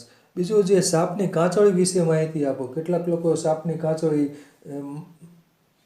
મળે તો કંઈક લઈ લેતા હોય છે. સાપની કાંચળી વિશે માહિતી આપો. માન્યતા એવી છે કે સાપની કાચળી રાખવાથી ધન પ્રાપ્ત થાય, ધાર્યા કામ થાય, મનોકામના પૂર્ણ થાય. એટલે આવી માન્યતા છે ગામડામાં કે જે સાપની કાચળીને સાચવીને એ ચોપડીમાં રાખે અથવા ઘરમાં પેપરમાં મૂકે, કબાટમાં મૂકે, કપડાની વચ્ચે મૂકે, ક્યાંક સાચવી રાખે છે. હવે મનુષ્યની જે ચામડી છે, સ્કિન, એવી એની આ સ્કિન છે, ચામડી છે, જેમાં કોઈ સુગંધ નથી, જેમાં એનો કોઈ આયુર્વેદિક ઉપયોગ નથી કે જે એનો ઉપયોગ કરવાથી દવા બને એવું પણ નથી. તો આ એક માન્યતા એવી છે કે જેમાં લાભ થશે એટલે એ કાચળીને આપણે લઈ રાખવાની, સાચવી રાખવાની. બસ આ જ ખ્યાલથી એ કાચળીને લઈ આવે છે અને સાચવે છે. બરાબર છે. આપણે ગઈ વખત વેબિનારમાં ચર્ચા કરી એમ સાપની કાચળી ઉપરથી ખ્યાલ આવે છે કે એ કયા પ્રકારનો, કઈ પ્રજાતિનો સાપ હતો એ ખ્યાલ આવે છે.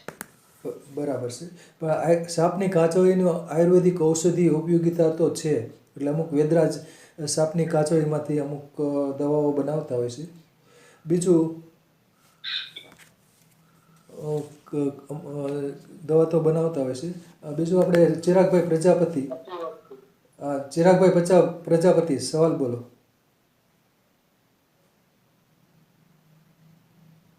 ચિરાગભાઈ પ્રજાપતિ. ચિરાગ, નમસ્કાર. હલો. હા નમસ્કાર. નમસ્કાર બોલો. અચ્છા, હવે સાહેબે સરસ મજાની માહિતી આપી. અત્યારે ટીવી ઉપર ઘણી બધી ચેનલની અંદર ઘણા બધા જ્યોતિષશાસ્ત્રીઓ પોતાની આગવી ચેનલોની અંદર કાલ સર્પયોગ દરેકને આવું ક્યાંક ને ક્યાંક નડે છે એ નામે ઘણા બધા વ્યવસાયના ધોરણે, પૈસા કમાવાના ધોરણે ફલાણું તમારે ક્રિયા કરવી પડશે, આટલા બધા તમારે જાપ કરવા પડશે, અથવા તમારે ફલાણા શિવજી મંદિરની અંદર જઈ અને તમારે એની પૂજા કરવી પડશે, એમ કરી અને ઘણા બધા લોકો એની સાથે સંકળાય છે. અને એ માહિતી જે છે એ કેટલી યોગ્ય છે અથવા કેવી રીતે એ લોકો ફેલાવી રહ્યા છે, આ કાલ સર્પ યોગ જે છે એના ઉપર થોડો વિચાર નાખો. આપણા હિન્દુ શાસ્ત્રમાં આ પ્રકારના કેટલાક એવા ખ્યાલો છે. શાસ્ત્રોમાં પણ લખેલું છે. વાસ્તુશાસ્ત્ર, જ્યોતિષશાસ્ત્ર, એમાં આવી બધી બાબતો છે કે જેમાં કાલ સર્પ યોગ, જેના કારણે માણસના જીવનમાં ઘણી બધી મુશ્કેલીઓ આવે અને એ યોગ દૂર કરવા માટે વિધિ કરવી પડે. આવું નિષ્ણાતો કે પછી સ્વામી, સંત અને જે કઈ મંત્ર તંત્રના જાણકાર લોકો આવી બધી વાત કરતા હોય છે કે એની વિધિ કરવી પડે. હવે વિધિ કરવા માટે એ જે તે વ્યક્તિને બોલાવે છે અને એની પાસેથી દાન દક્ષિણા મેળવે છે. એનાથી એમની દુકાન ચાલે છે. આજના વેબિનારનો આશય એ છે કે આપણે ખોટી માન્યતાઓને દૂર કરવી. તો આ લોકો એમની પોતાની એક દુકાન છે કે જેમાં ગ્રાહક આવ્યો છે તો એની પાસેથી આપણે પૈસા પડાવવા છે, ડર બતાવવો છે. તને કાલ સર્પયોગ છે, એ નડતર છે, એ દૂર કરવા માટે એની વિધિ છે. હવે એ વિધિ કરવા માટે ચાંદીનો કે સોનાનો બનાવેલો સાપ એ આંગળીમાં વીંટી સ્વરૂપે પહેરાવે, અથવા પછી એક યંત્ર જેની ઉપર સર્પ દોરેલો હોય એ એને આપે છે કે આ પૂજા કરવાની છે. આવું બધું ઘણું બધું એ નાટક કરે છે. મૂળ આવું બધું કરવાનો આશય એ છે કે એમને એમની દુકાન ચલાવવી છે, એમને કમાવું છે. બાકી કાલ સર્પ યોગ છે એમ કીધા પછી કોઈ વિધિ ન કરી હોય તો પણ જીવન સંતોષજનક, શાંતિથી પસાર થાય છે. કોઈ નડતું નથી. અને વિધિ કરાવ્યા પછી પણ નડતર નડે છે, દુઃખ હોય તો દુઃખ રહે છે, અને દુઃખ દૂર થતું નથી વિધિ કરાવ્યા પછી પણ. તો આમાં તો આ એક માન્યતા છે, એનાથી વિશેષ કંઈ નથી. Thank you. બરાબર, સરસ. બીજું આપે જે નાગિન, નગીના, શેષનાગ, દૂધ કા કર્જ, આવા સાપ ઉપરના જે બધા કેટલાક પિક્ચર બન્યા, નાગિન, નગીના, શેષનાગ, દૂધ કા કર્જ, તો એના વિશે થોડોક પ્રકાશ પાડો. મનોરંજન માટે એ છે, એ બધા કાલ્પનિક છે, એના વિશે પ્રકાશ પાડો. સૌથી પહેલા તો આપણી વચ્ચે જે મદારી સાપ લઈને આવતા હતા, એમને જે ખોટી માન્યતાઓ ફેલાવી છે અને સમાજમાં ડર ફેલાવ્યો છે, એનો લાભ આ ફિલ્મ મેકિંગ વાળા અથવા ફિલ્મ બનાવવા વાળા એ ફિલ્મ લોકોને ગમી જાય, લોકો ઉપર એની અસર પડે અને લોકો એમની માન્યતાઓને લઈને ફિલ્મ જોવા માટે આવે કે આપણે ઈચ્છાધારી નાગણ, ઈચ્છાધારી નાગ એને જોવાના છે. નાગ અથવા નાગણ જે બદલો લે છે એ ઘટનાને પણ આપણે જોવાની છે, એ રીતે ફિલ્મ જોવે છે. એમના મનમાં તો મદારીએ આ વસ્તુ નાખેલી છે, વર્ષોથી નાખેલી છે અને પડેલી છે કે ઈચ્છાધારી નાગ હોય, જેમ કે નાગ દૂધ પીવે, નાગ બદલો લે, નાગના આંખમાં ફોટા પડી જાય. તો આ બધી વાતો જે છે એ લોકોના સમાજમાં ફેલાવાનું કામ મદારીએ કરેલું છે. એ વાત ફિલ્મમાં એક સ્ટોરી સ્વરૂપે, એક વાર્તા સ્વરૂપે આપણને બતાવવામાં આવે છે, પણ એ મનોરંજન માટે છે માત્ર. Thank you. બરાબર, સરસ, સરસ. બીજું જે નાગપાંચમ હોય છે, એ હિન્દુ ધર્મમાં સાતમ આઠમ વખતે નાગપંચમી આવતી હોય છે. તે દિવસે નાગ દોરી અને તલવટ ને બધું પૂજા અર્ચના કરતા હોય છે, તો એના વિશે પ્રકાશ પાડો, નાગપાંચમ વિશે. નાગ એ ઝેરી અને એ કરડે ત્યારે માણસ મૃત્યુ પામે, એટલે એ નાગનો કે સાપનો ડર તો છે. એટલે કે એ ઝેરી જનાવર કરડે નહીં, એનાથી વ્યક્તિને નુકસાન ન થાય, અને પાછું એ શંકર ભગવાનના ગળા ઉપર હોય એટલે શંકર ભગવાનને પ્રિય એવું આ સરીસૃપ જેના આશીર્વાદ મળે. એક તો નાગનો કે સાપનો ડર કે જેનાથી બચવા માટેનો એક ઉપાય કે એની પૂજા કરી લઈએ, જેવીમાં ના આવે, આપણને નુકસાન ન કરે. એટલા માટે આ એક આખા વર્ષના જે તહેવારો હોય છે એમાંનો એક તહેવાર જે નાગપાંચમ, જેમાં નાગ છે એની પૂજા કરી લેવી, જેથી આપણને કોઈ નુકસાન ન થાય, નાગ પ્રસન્ન રહે, આશીર્વાદ આપે અને આપણી મનોકામના પૂર્ણ થાય. આવા પ્રકારનો ખ્યાલ છે આ નાગપાંચમની પૂજા કરવાનો. બરાબર, સરસ. ચંદ્રેશભાઈ ગોયલ બોલો. ચંદ્રેશભાઈ ગોયલ. જી સર, નમસ્કાર સાહેબ. એક મારા સાહેબને એક સવાલ હતો સાહેબ કે આપણે હિન્દુ શાસ્ત્ર પ્રમાણે સાપને આપણે પૂજનીય અને એક આપણે દેવ તરીકે એમને પૂજવામાં આવે છે. આપણે ભારત દેશમાં ગમે તે જગ્યાએ તમે જશો તો તેમના મંદિરો 100% તમને જોવા મળશે. નંબર એક વાત.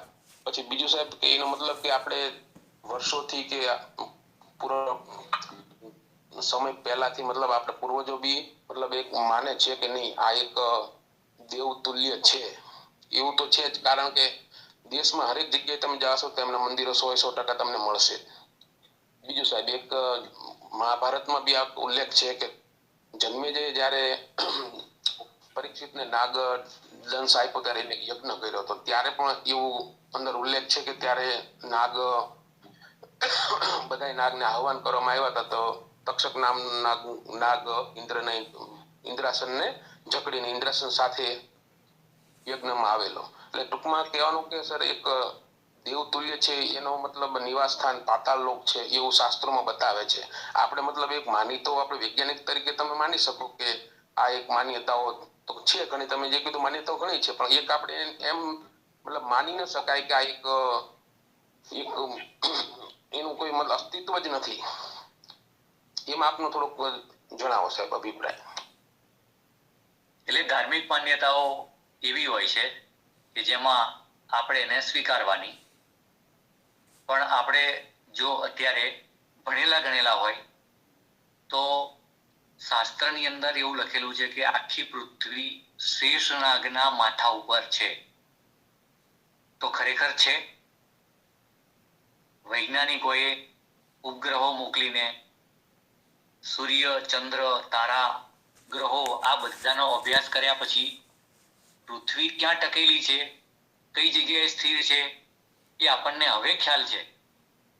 જે શાસ્ત્રની અંદર વાંચવાથી શેષનાગના માથા ઉપર પૃથ્વી છે એ ખ્યાલ ખોટો પડે છે. તો એ પ્રમાણે જેમ તક્ષક નાગની જે વાત કરી,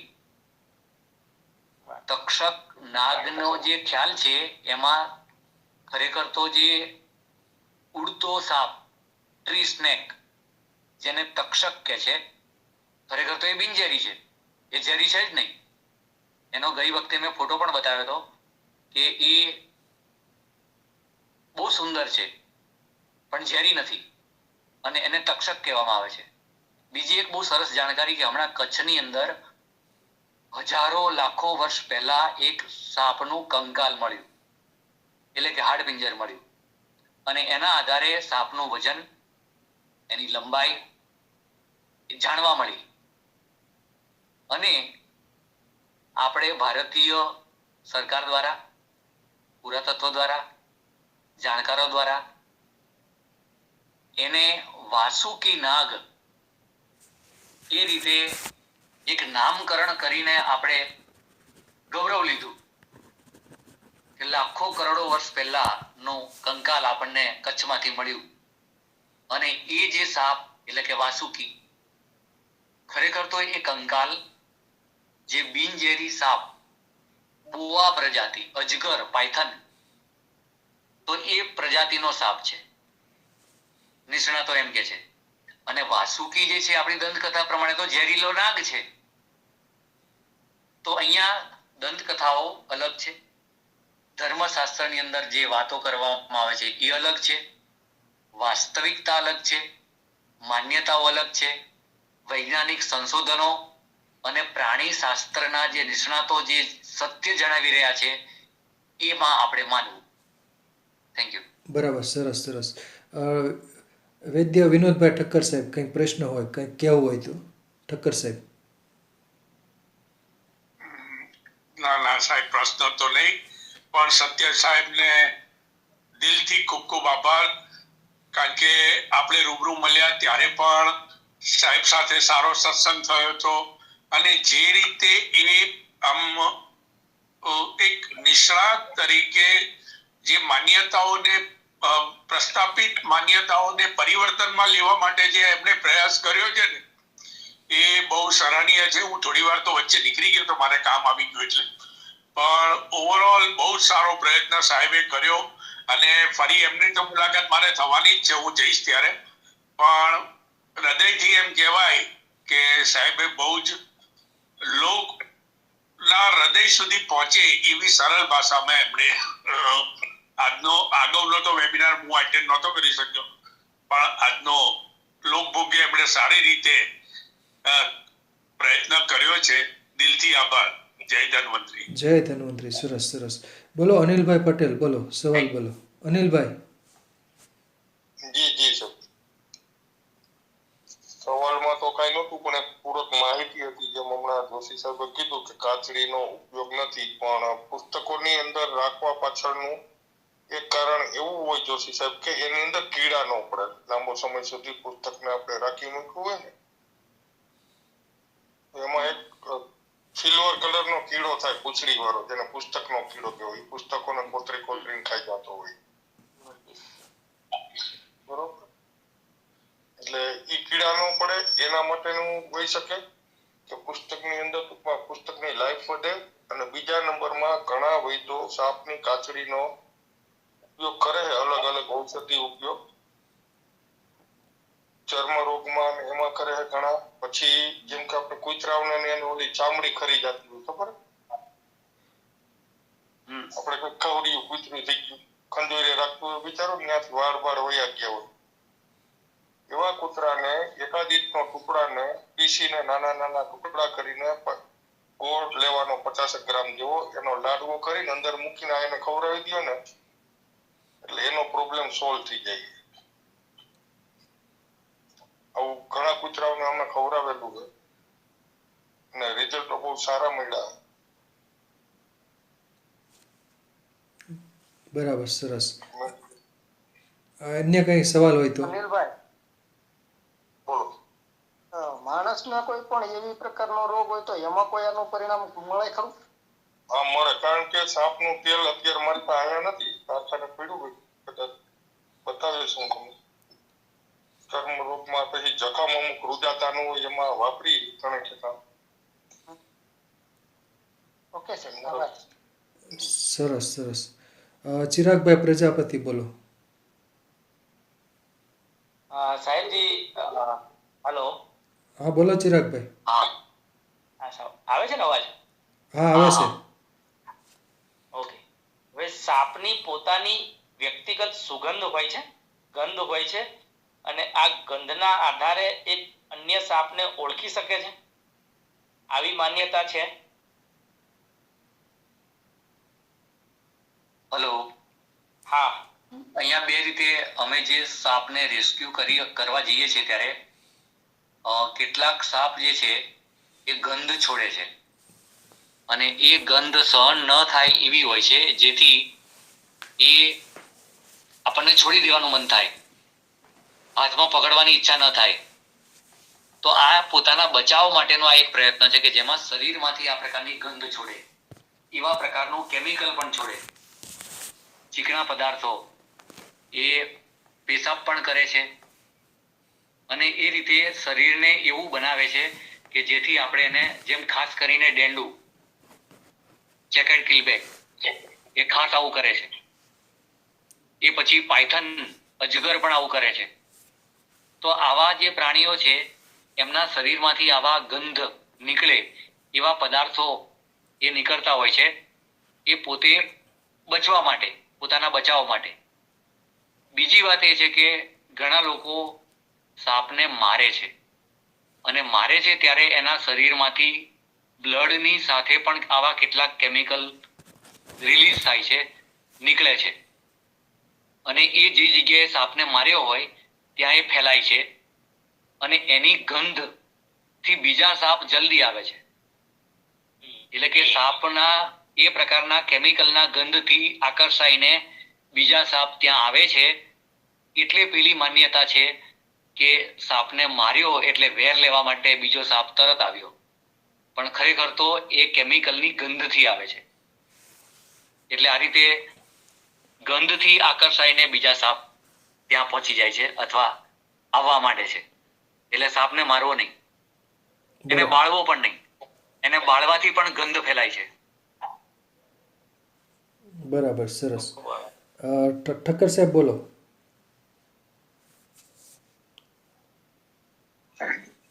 સાહેબે જે હમણાં કીધું, જે સાપની કાછડીની વાત નીકળી હતી એનો ઔષધીય પ્રયોગ, અને જે હમણાં સાહેબે છેલ્લે, એટલે હવે મારે કઈ બોલવાનું રહ્યું નહીં, સાપની કાચડી બારી અને મનોરોગ અને એના ઉપર જે ચિકિત્સા થતી અને થાય છે, પણ એનો ખુલાસો જે સાહેબે આપ્યો કે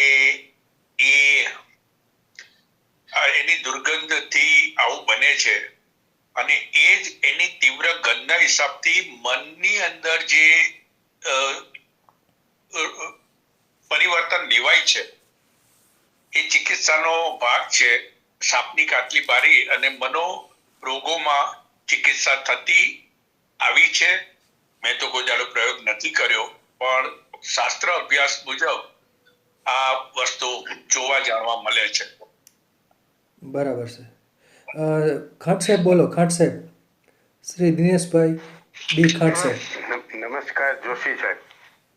નમસ્કાર. લુણાવાડામાં 2015, 16 ને 17 3 વર્ષ હું અહીંયા રહ્યો, પણ મારા નસીબ નહીં કે તમારા દર્શન ન થયા. અને ત્યાં સાયન્સ કોલેજમાં પ્રોફેસર ચનિયારા સાહેબ છે, બોટનિસ્ટ, એ ખાસ મિત્ર ને એની બાજુના એરિયામાં જ રહેતા હતા અમે. હવે બીજું કે સાપનો ઔષધીય પ્રયોગ 1992માં એનું એક રિસર્ચ પેપર બનાવેલું છે કે આંખમાં જે વેલ થાય, આપણે જે કઈ આંખનો એક રોગ છે, એટલે કોબરા સાપ લઈ લગભગ મને લાગે છે 9 ફૂટ જેવો લાંબો હતો. પછી એને પારો પાડ્યો હતો 1/2 કિલો જેટલો. એ જ્યારે મરી ગયો ત્યારે એને ચીરી અને એની ફેટ અલગથી કાઢી. બાકીનું એનું જે શરીર છે એનું બંડલ વાળી અને બારી અને એની રાખ બનાવી. એ રાખને એની જ ફેટમાં અંજન બનાવી અને આવું એક 92માં રિસર્ચ પેપર છે. અને એમડી આયુર્વેદના થીસીસનું આ રિસર્ચ પેપર હતું. અને એ મારો સ્ટુડન્ટ અત્યારે આયુષમાં હેડ ઓફ ડિપાર્ટમેન્ટ છે. એટલે સાપનું આ આંખના રોગની અંદર એને ઘણા બધા ઓપીડીમાં પણ 40 પેશન્ટો ઉપર પ્રયોગ કરેલા અંજન માટેના. તો આ આંખના રોગમાં આનો ઉપયોગ છે. એના શાસ્ત્રોક રેફરન્સ પણ છે. બરાબર છે. જયશ્રીબેન ચંદ્રશેખરભાઈ બોલો. જયશ્રીબેન ચંદ્રશેખરભાઈ.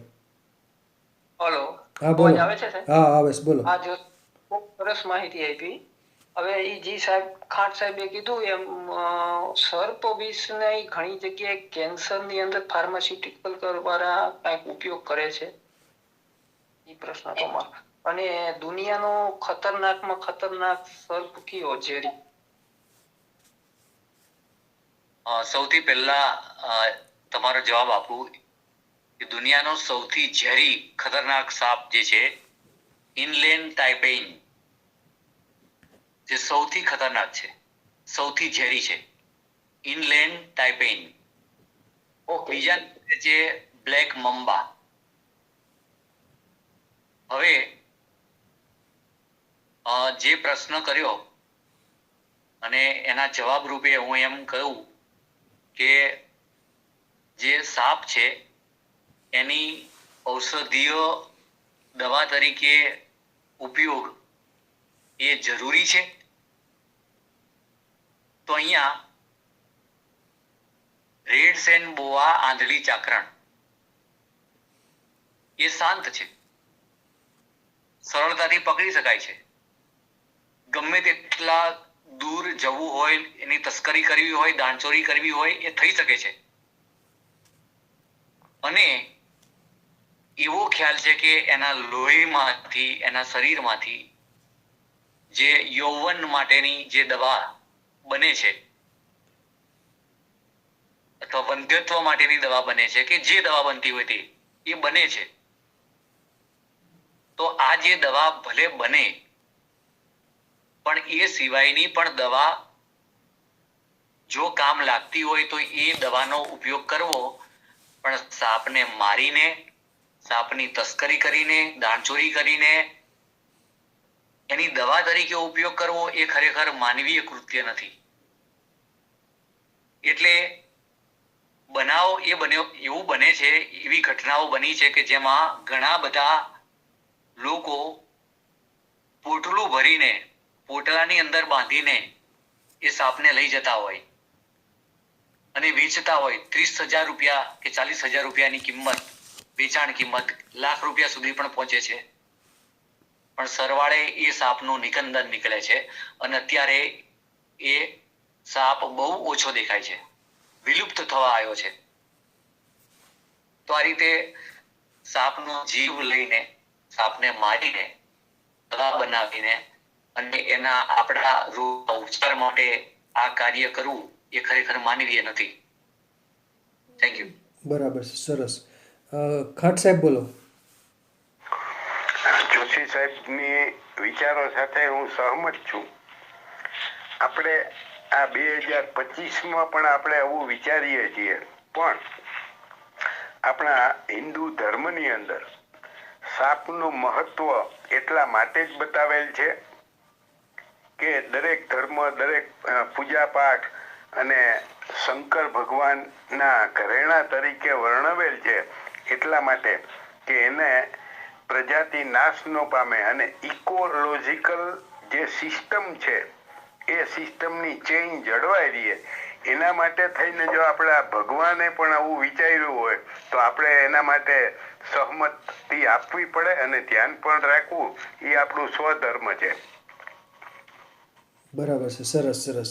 હવે બીજું, હવે તો મદારીનું પ્રમાણ ઘટી ગયું છે. લગભગ પહેલાં મદારી ઘણા બધા ખેલ કરતા હતા, પણ લગભગ હવે મદારી સિટીમાં તો કંઈ ખેલ કરતા જોયા નથી, પણ ગામડામાં કદાચ રેડાખડે આ મદારી કદાચ હોઈ શકે. બીજું, આજે સાપ રાખવો, બરાબર, પહેલાં તો મદારી રાખતા હતા ટોપલામાં, સાપ, કોબરા અને બીજા 2-3 જાતના સાપ લાવી અને ખેલ કરતા. પણ હવે સાપ રાખવો, ડબ્બામાં પૂરી રાખવો કે રીતનું, એના માટે કોઈ કાનૂની પ્રાવધાન હોય તો એના વિશે જણાવો. એટલે વન વિભાગ દ્વારા આ રીતે જણાવવામાં આવ્યું છે કે સાપને પૂરી રાખવો એ પણ ગુનો છે, સાપને મારવો એ પણ ગુનો છે. એટલે સુધી કે સાપ પકડ્યા પછી એનો ખેલ કરવો, કોઈના ઉપર પ્રભાવ પાડવા માટે ગળામાં સાપ લઈને ફરવું, એ એક પ્રકારની પ્રાણી ક્રૂરતા, એટલે કે એ પ્રકારની કાર્યવાહી છે, એ પ્રકારની પ્રવૃત્તિ છે કે જેમાં એ પ્રાણી હેરાન થાય. તો એ પ્રકારે આવું કૃત્ય કરવું એ પણ ગુનો છે. એટલે સુધી કે સાપ એ એના રસ્તે જતો હોય, તમારા ઘરમાં નથી, બહાર ખુલ્લામાં છે અને જઈ રહ્યો છે અને તમે એને રોકો છો, લાકડીથી રોકો છો કે કોઈ પણ ગમે તે કોઈ હથિયારથી કે પથ્થરથી કે રોકો છો, તો તમે પ્રાણી ક્રૂરતાના નિયમ અનુસાર ગુનેગાર છો. એટલે તમે પ્રાણી ક્રૂરતા આચરી છે અને તમારી ધરપકડ થઈ શકે છે. અહીંયા અમારે ઘરથી નજીક અજગર જે નીકળ્યો ત્યારે લોકોનું ટોળું ભેગું થયું. અજગરને જે રસ્તે જવા દેવો જોઈએ એ જવા માંગતો તો ત્યાં જવા ન દીધો, લાકડીથી રોક્યો, એનો વિડીયો ઉતાર્યો અને વિડીયો વાયરલ થયો ત્યારે એ લોકોની ધરપકડ થઈ કે તમે એને હેરાન કર્યો. તો આ રીતે અમુક પ્રકારના જે સાપ છે એને બચાવવા જરૂરી છે. એ ઝેરી હોય કે બિનઝેરી હોય એ ઉપયોગી તો છે જ, કારણ કે જીવ જંતુ ખાય છે, ખેડૂતનો મિત્ર છે, પાકને બચાવે છે અને આ રીતે એ ચોક્કસ પ્રજાતિ વિલુપ્ત થઈ જાય, એ નાશ પામે, એ ન બને એટલા માટે આવા પ્રકારના વન વિભાગના કાયદા છે કે ચોક્કસ પ્રજાતિના જે સાપ છે એને બચાવવા છે. જેમ કે આંધળી ચાકરણ, પાયથન, અજગર, આ બધા અમુક પ્રકારના જે સાપ છે એ એવા એક્ટ હેઠળ આવે છે કે એમને મારવા એ ગુનો છે. વાહ વાહ, સરસ સરસ. ચિરાગભાઈ પ્રજાપતિ બોલો. ચિરાગભાઈ પ્રજાપતિ. હલો. હા બોલો. સાહેબે જે અત્યારે વાત કરી એમાં હમણાં જ મેં 2023માં કાયદામાં મુખ્ય મારો જે વિષય જે છે કાયદા અભ્યાસમાં એ પર્યાવરણીય કાયદા શાસ્ત્રી તરીકે મેં હમણાં અભ્યાસ પૂર્ણ કર્યો.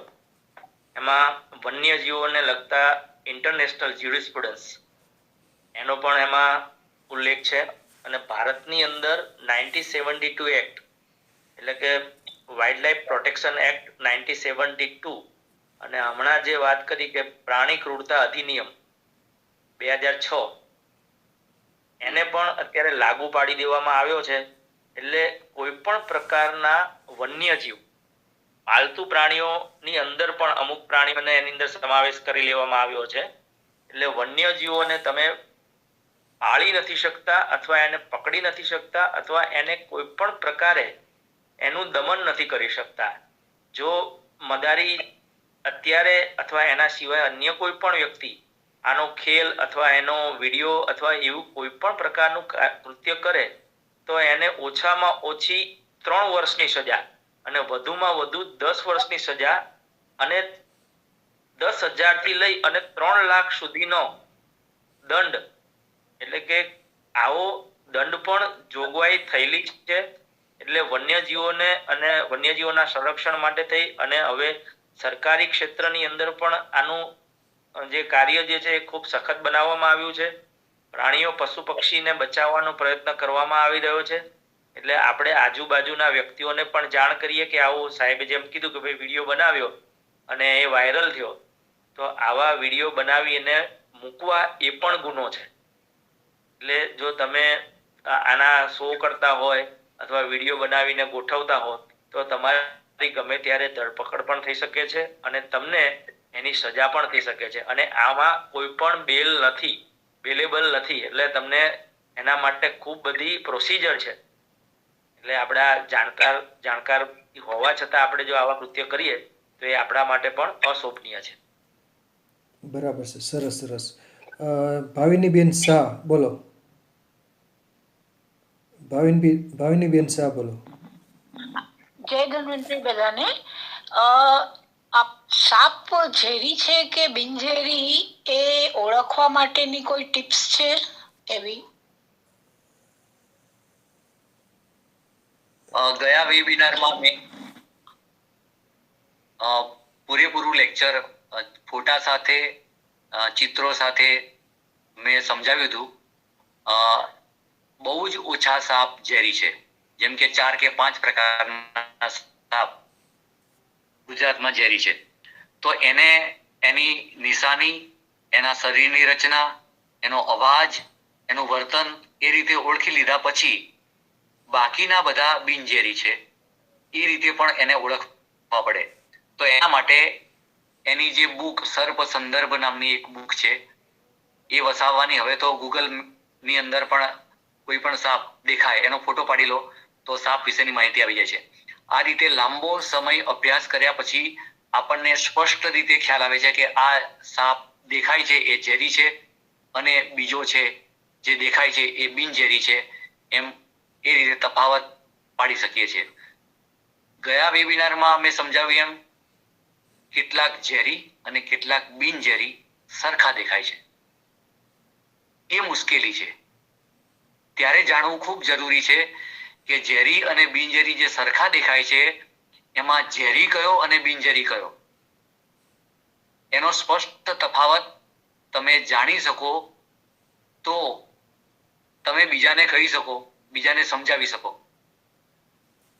નહીતર પછી જો તમે બિનઝેરી સાપને ઝેરી સમજો અને ઝેરી સાપને બિનઝેરી સમજો અને પછી એને પકડો તો જાનનું જોખમ ઊભું થાય છે. એટલે તમારો પ્રશ્ન પણ બહુ ખરેખર તો પ્રશંસનીય છે, વ્યાજબી છે અને જાણવા યોગ્ય છે.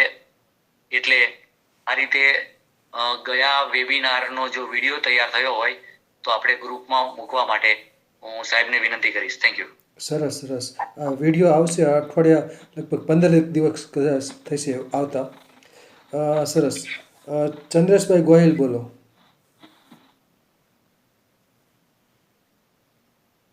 ચંદ્રેશભાઈ ગોહિલ.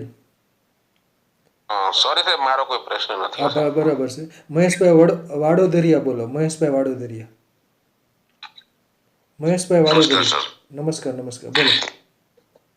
હવે આપણે જે અત્યારે સર્પની વાત કરી, બેને હમણાં વાત થઈ ભાઈ આ સર્પને બધું પકડવાની મદારી નથી રાખતા, એ કાયદો બની ગયો છે. તમે કોઈ પ્રાણીને, જીવ પ્રાણીને હાંચવી નથી શકતા, એને પૂરી નથી શકતા, પાડી નથી શકતા.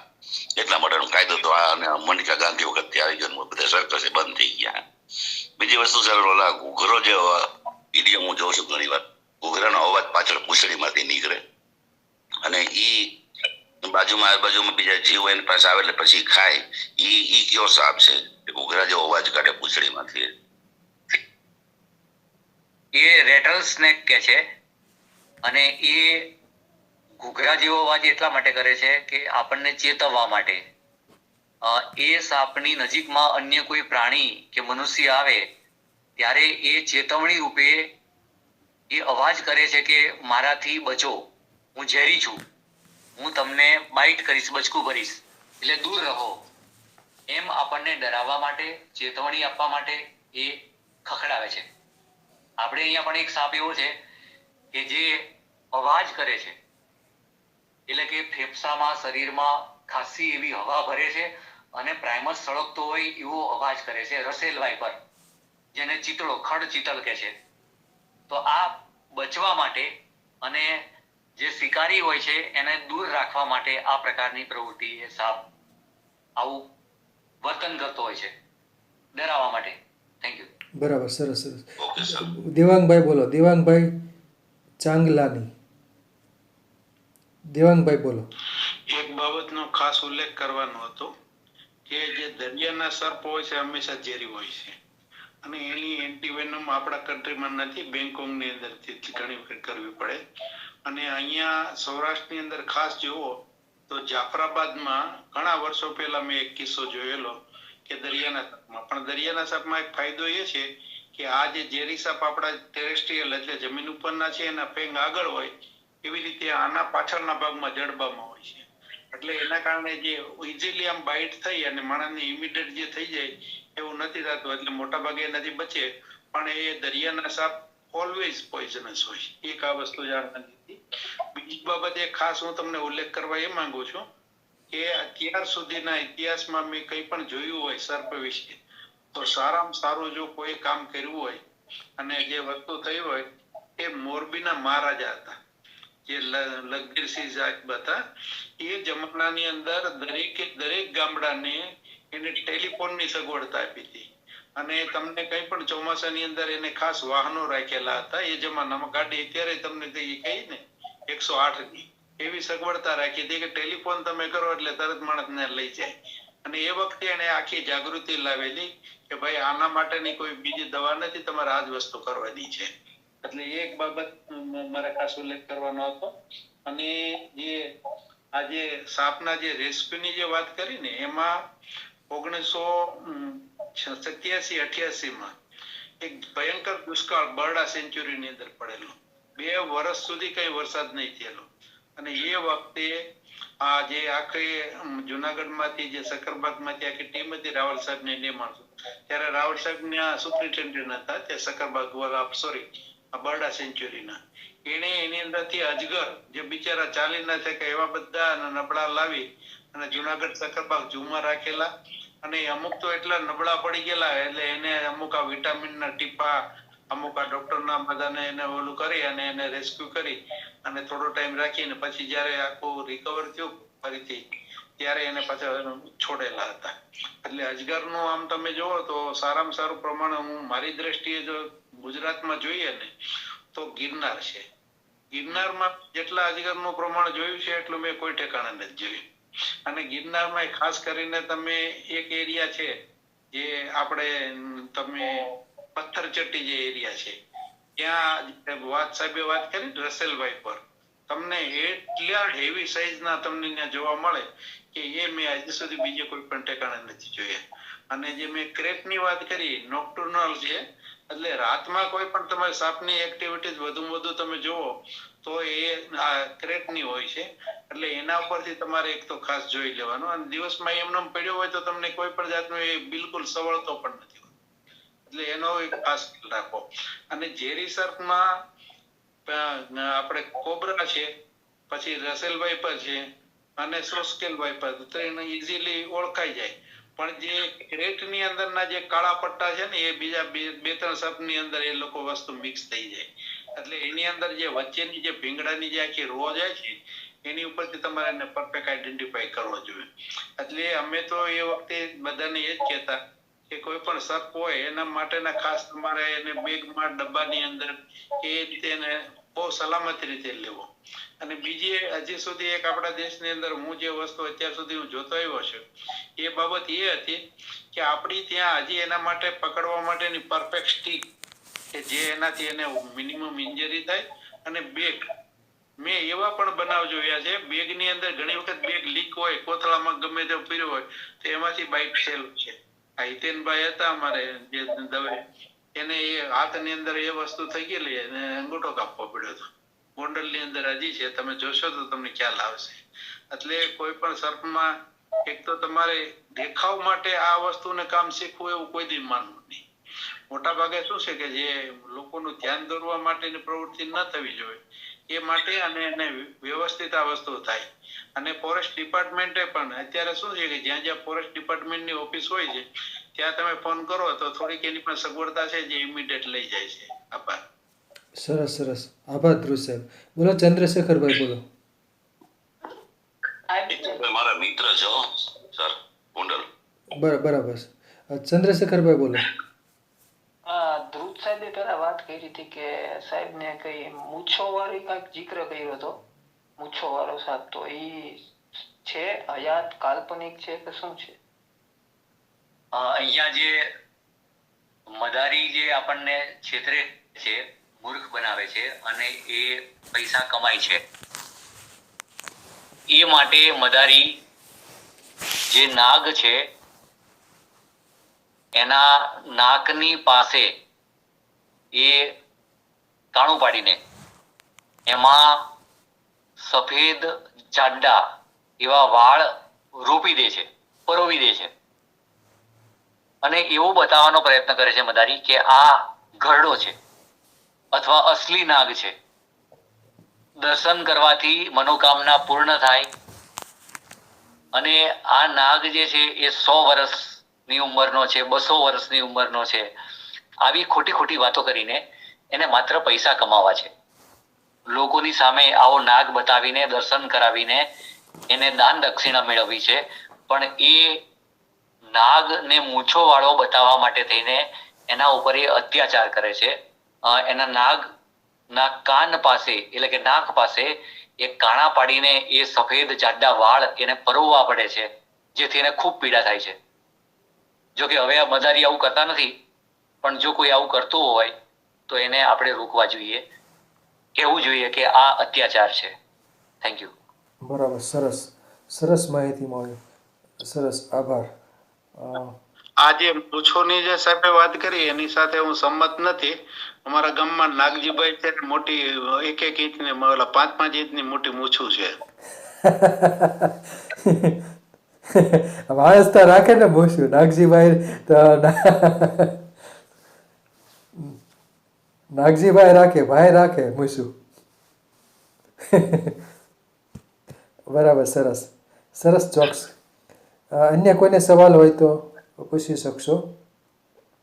ચંદ્રશેખરભાઈ, બોલો.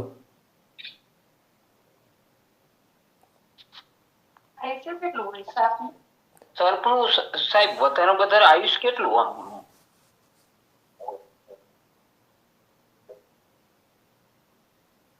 એટલે એનો મને બહુ ચોક્કસ ખ્યાલ નથી, પણ 5 થી 6 વર્ષ સુધીની આયુષ્ય રેખા હોય છે. એ જુદી જુદી જે પ્રજાતિ હોય છે એ પ્રમાણે એનું આયુષ્ય હોય છે.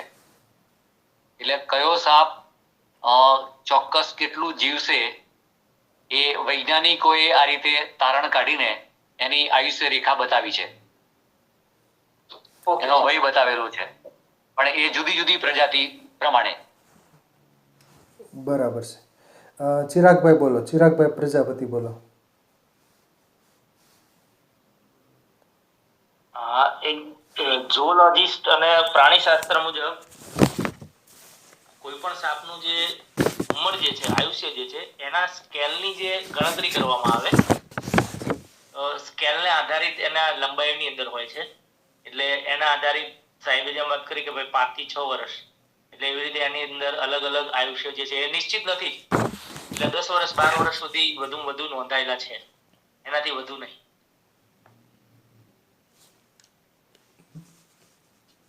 બરાબર, સરસ સરસ. સરસ રહ્યું વક્તવ્ય. ખૂબ ખૂબ આભાર ડૉક્ટર સત્યમ જોશી સાહેબનો. અને સાપ વિશેની માન્યતાઓ અને અંધશ્રદ્ધાઓ વિશે ઘણો બધો પ્રકાશ પડ્યો અને બધાને ખૂબ મજા આવી. સરસ રહ્યું વક્તવ્ય. આભાર ડૉક્ટર સત્યમ જોશી સાહેબ. સરસ સરસ થેન્ક યુ. સરસ.